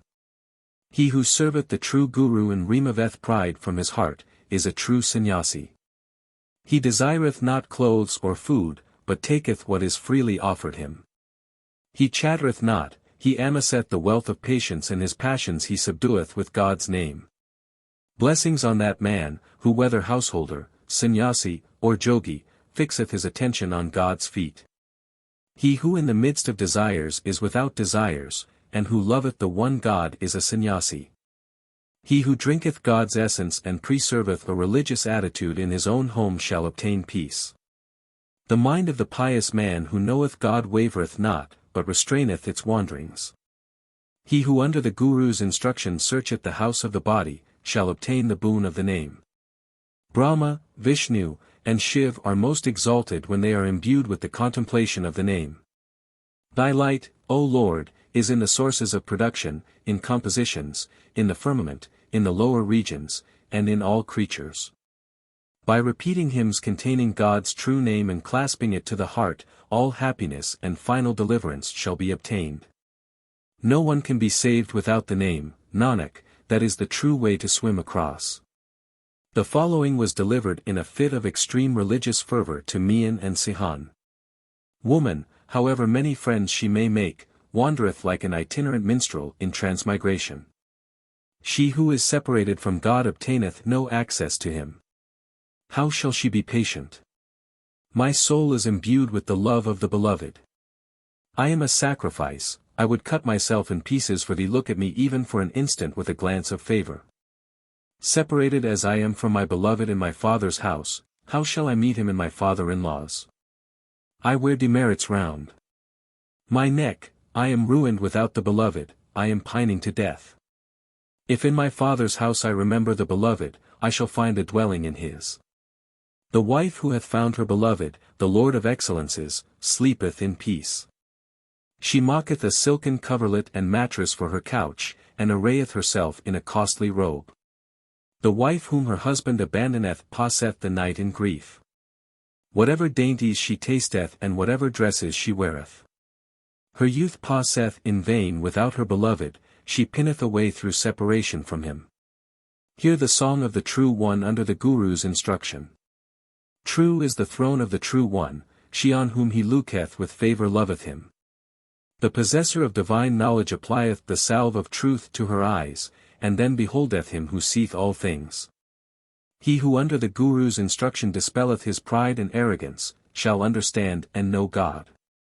They who please thee, O God, are like thee. How many unhappy wives there are like me. Nanak, their spouse parteth not from those who are imbued with the love of the True One.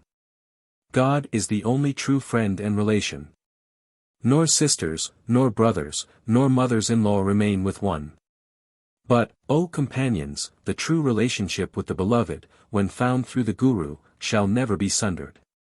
I am a sacrifice to my Guru, I am ever a sacrifice unto him. One have grown weary of wandering so far without a Guru. Now the Guru hath united me with my Beloved. Paternal and maternal aunts, grandmothers, and wives of husbands younger and elder brothers.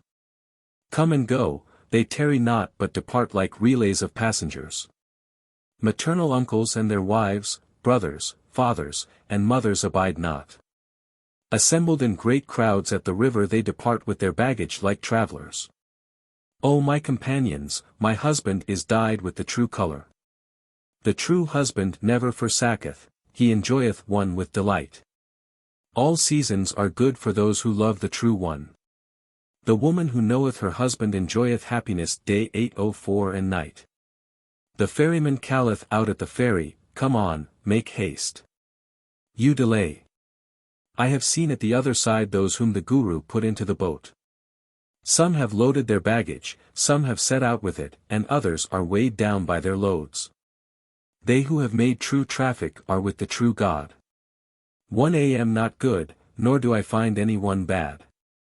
Nanak, he who effaceth his pride is as the True One. Maru Soul. God has no incarnations. God's secret is not found in the Veds or the books of the Musulmans. He hath not father or mother or son or brother. There is no friend like God, who is to be obtained through the Guru by those who lead a holy life. I have no friend like God, who gave me soul and body, and infused into me understanding. He cherisheth and watcheth over all creatures, he is wise and knoweth the secrets of hearts. The Guru is like a lake, we are his beloved swans. In the water are many jewels and rubies. God's praises are pearls, gems, and diamonds. Singing them maketh soul and body happy. God is inaccessible, unfathomable, altogether distinct from his creation. The great sustainer of the earth hath no end. God saveth man through the true Guru's instruction. He blendeth with himself those who are absorbed in his love. How can there be emancipation without the true Guru? He loveth the primal God who was before all time, who mercifully granteth emancipation in his court, and pardoneth the sins which man committeth. The true Guru is the giver and procurer of emancipation. He prescribeth nectareous essence and cureth all diseases. He whose avarice is extinguished and whose mind is cool, shall owe no tax to death the tax-gatherer. The body greatly loveth the soul. The latter is a male jogi, the former a beautiful woman. He enjoyeth her in dalliance day and night, but goeth away without taking leave. God having created the world arrangeth it. He speaketh in the wind, water, and fire. The mind of him who associateth with evil passions wavereth, he suffereth the consequences of his acts. They who forget the name shall have to endure pain and misery. How can they tarry when they receive the order to depart? They shall plunge into the pit of hell and suffer like fishes out of water. The apostate shall undergo the pain of transmigration in 84 lakhs of species. Man shall suffer according to his acts. There is no salvation without the true Guru. Man shall be seized and bound according to his acts. Very narrow is the way like the edge of a sword. Man's account shall be taken, and he shall be pressed like sesame. There no mother, father, wife, or son will befriend thee without love for God. There is no emancipation. However numerous one's friends and companions may be in the world, there are no real friends but the Guru and God. Salvation dependeth upon serving the Guru, and night and day singing God's praises. Abandon falsehood, pursue truth, and thou shalt obtain the fruit thy heart desireth. Few are they who traffic in true merchandise, they who do so obtain profit. Depart with the merchandise of God's name, and thou shalt easily obtain a sight of God's court. A perfect man under the Guru's instruction searcheth for God, and thus beholdeth him who looketh on all alike. God is infinite, but under the Guru's instruction is found by a few, who teach their hearts the Guru's word.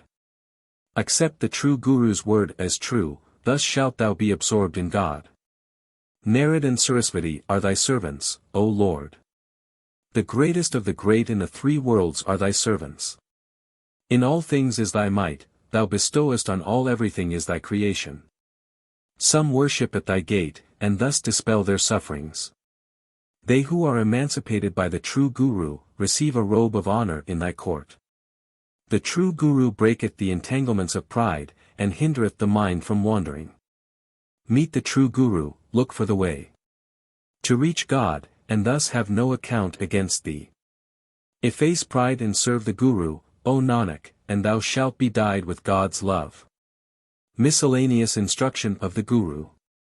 The Creator is the true Lord, who carefully supporteth the globe of the earth. The Creator beholdeth the work of his hands, true and independent. He created the different species of animals. 2 travelers 805 have struck out 2 roads. There is no emancipation without the perfect Guru, it is profitable to repeat the true name. The perverse man readeth, but knoweth not the way. Led astray by error he knoweth not the name. The false evidence the evil man giveth for a bribe becometh like a halter round his neck. Brahmins read the Simritis, the Shastars, and the Purans. They engage in disputations, but know not the real thing. Without the true Guru they find not the real thing. They who are purified by the True One walk in the true way. Everybody praiseth God and speaketh of him as he hath heard. God is wise and assayeth the true. They on whom God looketh with favour are holy and praise his word. How many speak of God according to what they have heard? They speak of him according to what they have heard, but know not his limit. He to whom the unseen hath manifested himself knoweth the story of the ineffable. When one is born gratulations resound. The ignorant sing songs of rejoicing. But he who is born shall assuredly die, and undergo the destiny allotted him. It is my God who effecteth union and separation of the soul and body. He who created the world assigned his creatures woe or weal. But the holy who wear the armor of mildness are unaffected by them. Good are they who deal in the truth. By the Guru's wisdom they obtain the true merchandise. He who possesseth the wealth of the true merchandise, is enraptured with the true word. Loss accrueth from false dealings. The pious carry on their dealings according to God's will. Their capital remaineth intact, their stock in trade safe, and they escape from death's noose. Every one speaketh of God according to his own pleasure. The perverse who are attached to mammon, know not how to speak of God. The understanding and utterance of the blind man are blind, he shall suffer the pain of transmigration. In pain he is born, in pain he dieth. His pain cannot be removed except by seeking the Guru's protection. In pain he is created, in pain he perisheth. What hath he brought with him? What shall he take away? True are the acts of those who are subject to the Guru. They shall not suffer transmigration or feel the edge of death's sword.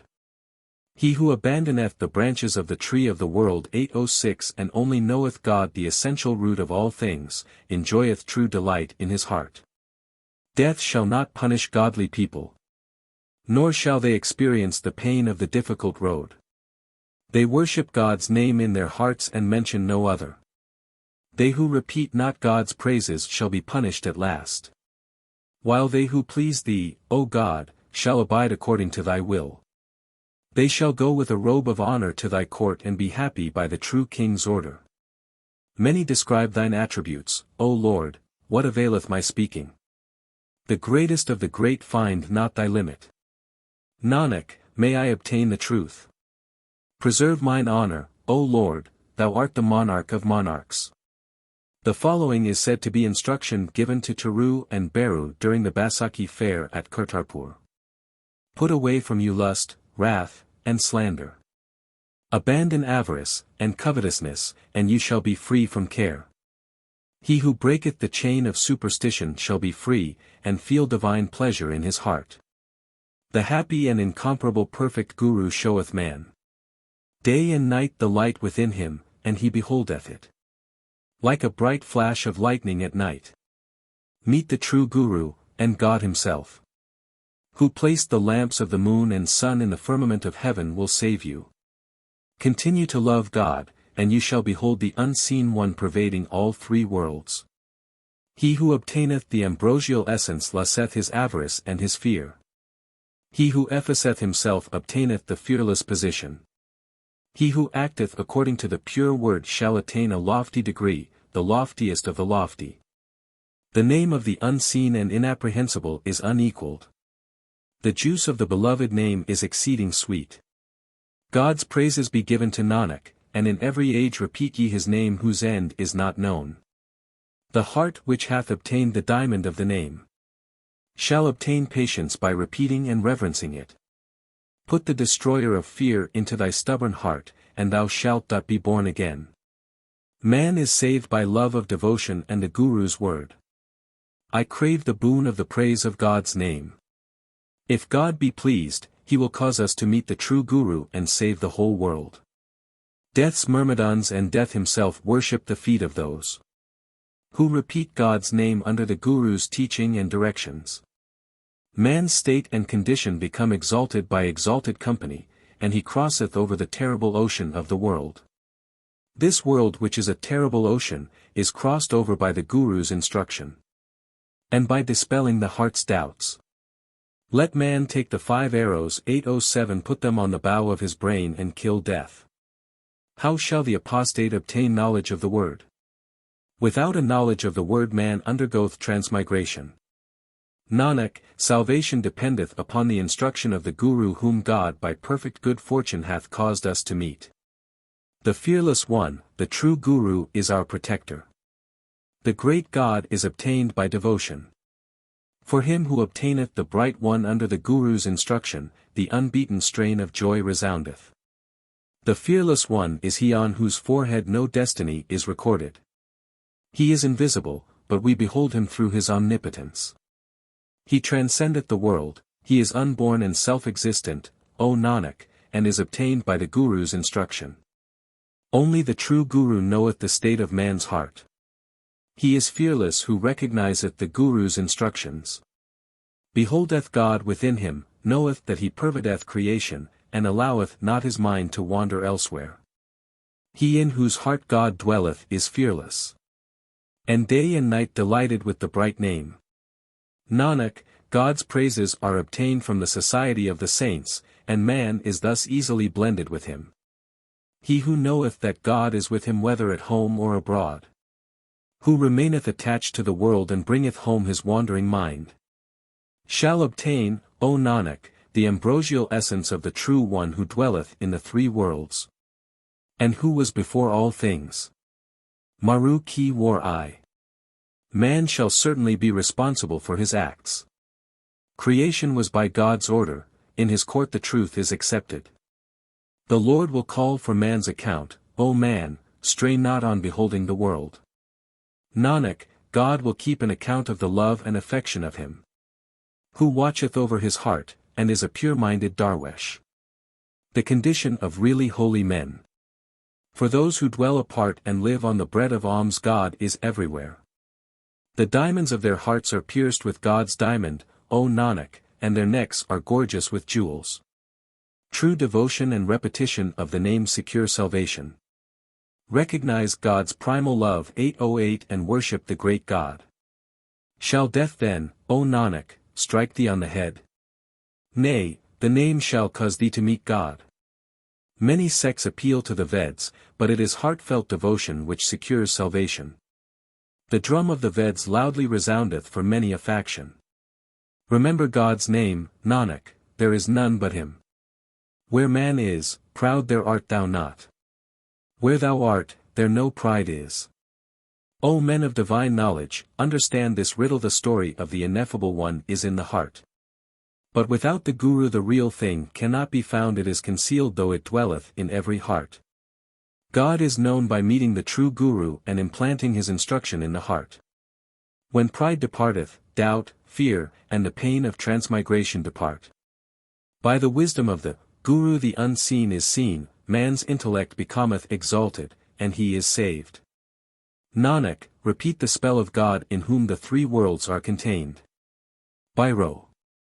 To engage in ritualistic practices is of no avail. To give a feast, make a burnt offering, offer alms, perform penance and worship, and endure bodily pain forever are all of no avail. Without God's name salvation is not obtained. The holy man obtaineth it by the name. Without God's name it is useless to be born in the world. To eat poison, to speak for the sake of poison, mammon, without the name is to die an unprofitable death and wander in transmigration. To read books, discuss grammar, and pray 3 times a day are all of no avail. Without the Guru's instruction, O mortal, where is salvation? Without God's name man is entangled and dieth. Even though man take up the beggar's staff and pot, and adopt the hair tuft, the sacrificial thread, and the dhoti of the Hindus, go to places of pilgrimage, and wander far and wide, yet shall he not find comfort without God's name. He who repeateth it shall be saved. Even though man weave his hair into a crown, apply ashes to his body, doff his clothes, and wander naked, yet shall he be not satisfied without God's name. It is under the stress of prenatal acts man assumeth a devotional garb. Thou, O God, art in all creatures that are in the water, the dry land, the nether regions, and the firmament. By the favour of the Guru preserve thy servant. Nanak stirring God's elixir hath drunk it. Rag Basant. The following was written with buoyant feeling after the departure of a cold winter in the north of India. All hail to the great month 809 in which spring ever beginneth. Ever and ever remember the sustainer of the earth, and thy heart shall rejoice. O silly man, forget thy pride.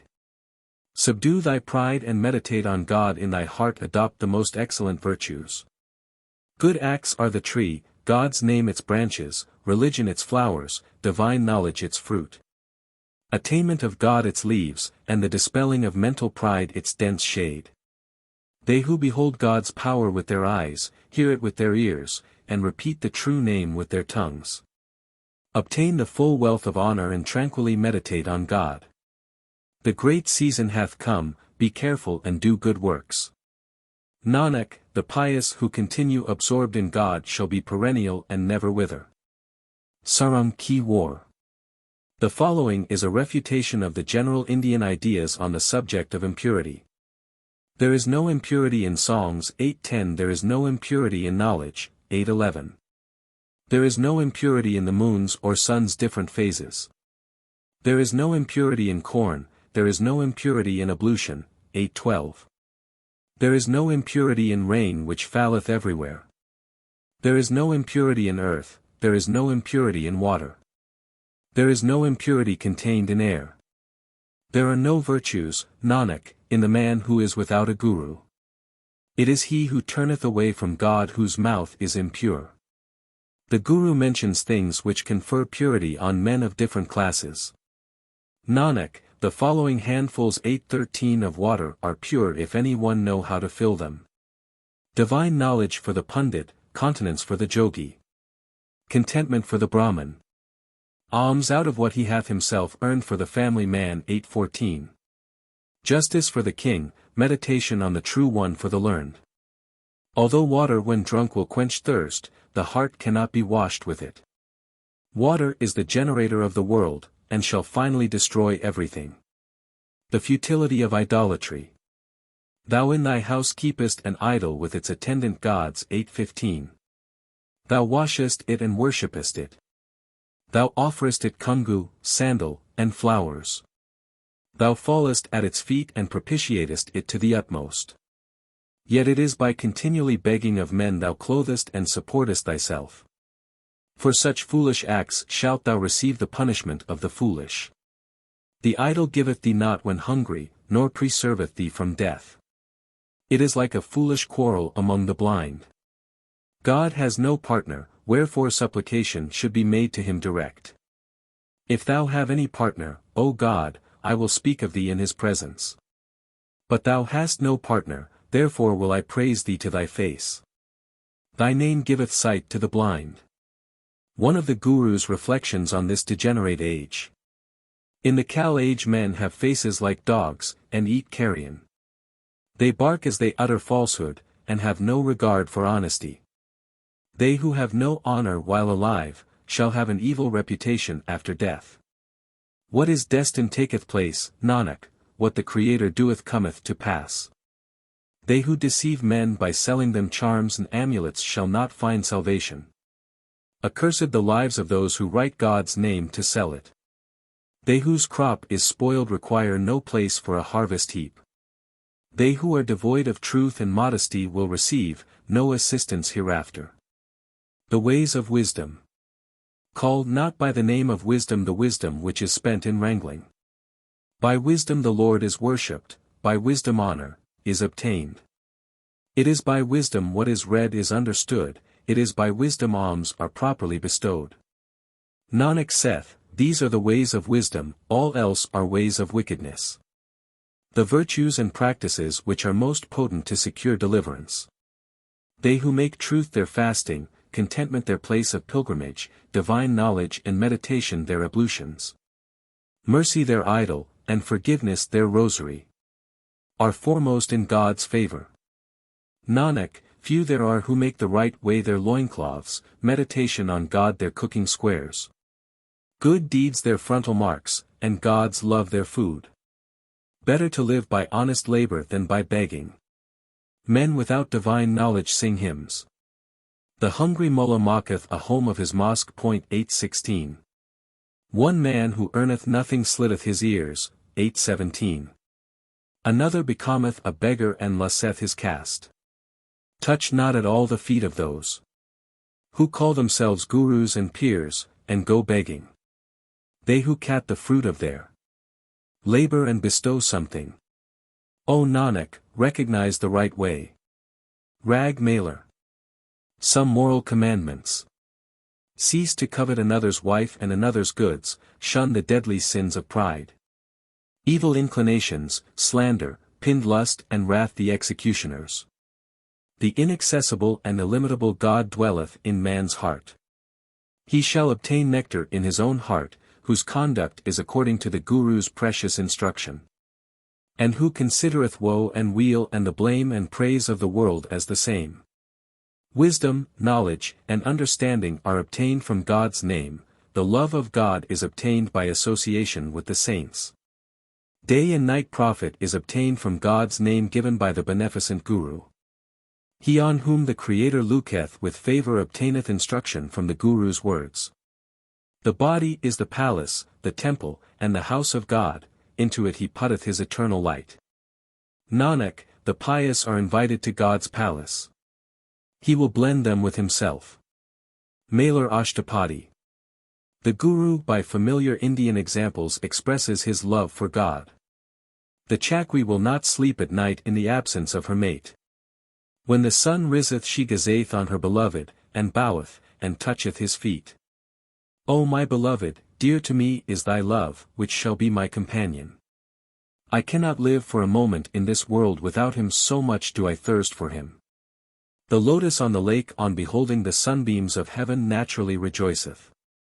O my beloved, such is the longing one feel in my heart that my light may be blended with thine. The chatrik without water crieth, prio, prio, and screameth aloud. There is terrible thunder, it raineth on every side, but without its special raindrops the chatrik's thirst departeth not. The fish which is born and liveth in water, obtaineth weal and woe according to its previous acts. It cannot live for an instant without water, its death or life dependeth on it. Woman is separated from her beloved who liveth abroad, she sendeth him a message through the true Guru. All cry out, prio, prio. But they can only obtain their beloved if it please the Guru. The beloved is with us, he ever associateth with the true, he blendeth with himself those on whom he looketh with favor. God is the life within all lives, he pervadeth every heart. Through the Guru's favor he is manifest at home, and men become easily absorbed in him. Arrange thine own affairs, O man, the Lord of the earth is the giver of happiness. When by the Guru's favor man findeth God in his heart, then, O Nanak, his burning is extinguished. Mailer Ki War. Prayers ought not to be offered for worldly advantages. They who offer prayers shall die, and so shall they who are prayed for. Nanak, it is not known where they shall be placed by God's order. The punishments that await the impenitent wicked. Some have chains on their necks and are being led off to prison. But by recognizing him who is the truest of the true, they shall be freed from their bonds. He who obtaineth favorable destiny knoweth the true one. Man's fate is decided by God's order, when man goeth before him he shall know this. Recognize the word which will cause thee to cross the terrible ocean. Thieves, adulterers, and gamblers shall be pressed like sesame. Slanderers and backbiters shall be carried away by the flood. The pious who are absorbed in the true one shall be known in God's court. Worldly advantages distract men's minds from devotion. Empire, wealth, beauty, nobility, and youth are 5 robbers. These robbers have robbed the world without respect for any one. They who fall at the Guru's feet, however, rob them. 818. The Guru's humility, the transitory character of human life, and the efficacy of the name. The world is very transient like a flash of lightning. Yet, foolish heart of mine, thou thinkest not of the grave. I am low and wretched. Thou, O God, art an ocean of generosity. Grant me only one thing thy name, the poisonous things of the world please me not. By the skill of God even a fragile vessel holdeth water. 8:19. Thou art omnipotent, one have come into the world by thy power. Nanak, the dog of thy court, is growing madder every day for thy love. The world is fire, God's name is what cooleth it. The bliss of divine composition. Blessed the paper, blessed the pen, blessed the ink bottle, blessed the ink. Blessed the writer, Nanak, who writeth the true name. He who batheth in the immortal water of divine knowledge taketh with him the 68 places of pilgrimage. Rag Prabhati. A satire on Hindu sects and ritualists. Jogis go to ruin in 12 sects, sannyasis in 10. The Jogis, the Kapriyas, and the plucked-headed Saravagis without the word have halters round their necks. They who are tinctured by the word are perfect Bhairajas. Who beg to obtain alms in the wallet of their hearts that their love may be fixed on God alone. The Brahmins read the epic poems before devotional acts, and cause others to perform them. But without knowing God they know nothing, the perverse are separated from God and miserable. They who obtain the Guru's instruction are pure, and shall be honored at the true court. Night and day they love the jewel of the name, and are blended with the true one in every age. All religious acts, purifications, austerities, devotion, penance, and pilgrimages abide in the word. Nanak, if the true Guru be found, he will unite man with God, when sorrow and sin and death shall be no more. Prabhati Ashtapadi. The feats of the Jogis and the tenets of the 6 religious systems of the Hindus are ineffectual to secure salvation. The Niwali feat. 8:20 The suspension of breath in the dorsal chamber. 8:21 The turning the brain into a still, making expiration and inspiration like the Jogis, and suspending the breath are of no avail. Without the true Guru man knoweth nothing, he is led astray in error, sinketh, and dieth. The fool is defiled, and the more he washeth, the more is he defiled, the filth of his heart shall never depart. All religious acts are vain except the repetition of the name, they are like conjurers' tricks which deceive the spectators. The 6 religious duties are contained in the name of the Bright One. Thou art, O God, an ocean of merits, in me are demerits. The pursuit of worldly things is a foolish and sinful act. The blockhead thinketh too highly of himself, and cannot understand his duty. The perverse desire fascinating wealth, and their speech is evil. According to the Hindus foul is the ablution of the chandal, and vain are his religious ceremonies and decorations. False is the wisdom of the perverse, their acts produce strife. In the impure man is pride, he obtaineth not the flavor of the Lord. Insipid the pleasure of doing other than the repetition of God's name. Additional sloks. When Guru Nanak visited Ceylon he gave the following advice to its queen, who was proud of her beauty and her state. Hear, young woman with the gazelle eyes, hear my serious and weighty words. First examine thy goods and make thy traffic. Dismiss 8:22 the evil and welcome the good. Consider, O young woman, what proclamation to give by which thou mayest find friends. Give thy soul and body to thy friends, and thou shalt thus enjoy the utmost hilarity. Love not that which is transitory. Nanak, I am a sacrifice to those who understand this. In spiritual matters consult the holy. If thou art to cross the water, consult those who have the skill to cross. They are very wise and will keep clear of the whirlpool. The dangers of the world. There are continual showers, squalls, and torrents. Hundreds of thousands of waves succeed one another. Address the true Guru, and there shall be no fear that thy bark will founder. Another of the Guru's reflections on the sinfulness of his age. Nanak, to what hath the world come? No companion or friend remaineth. Love hath ceased among brethren and kinsmen. Faith is lost on account of mammon.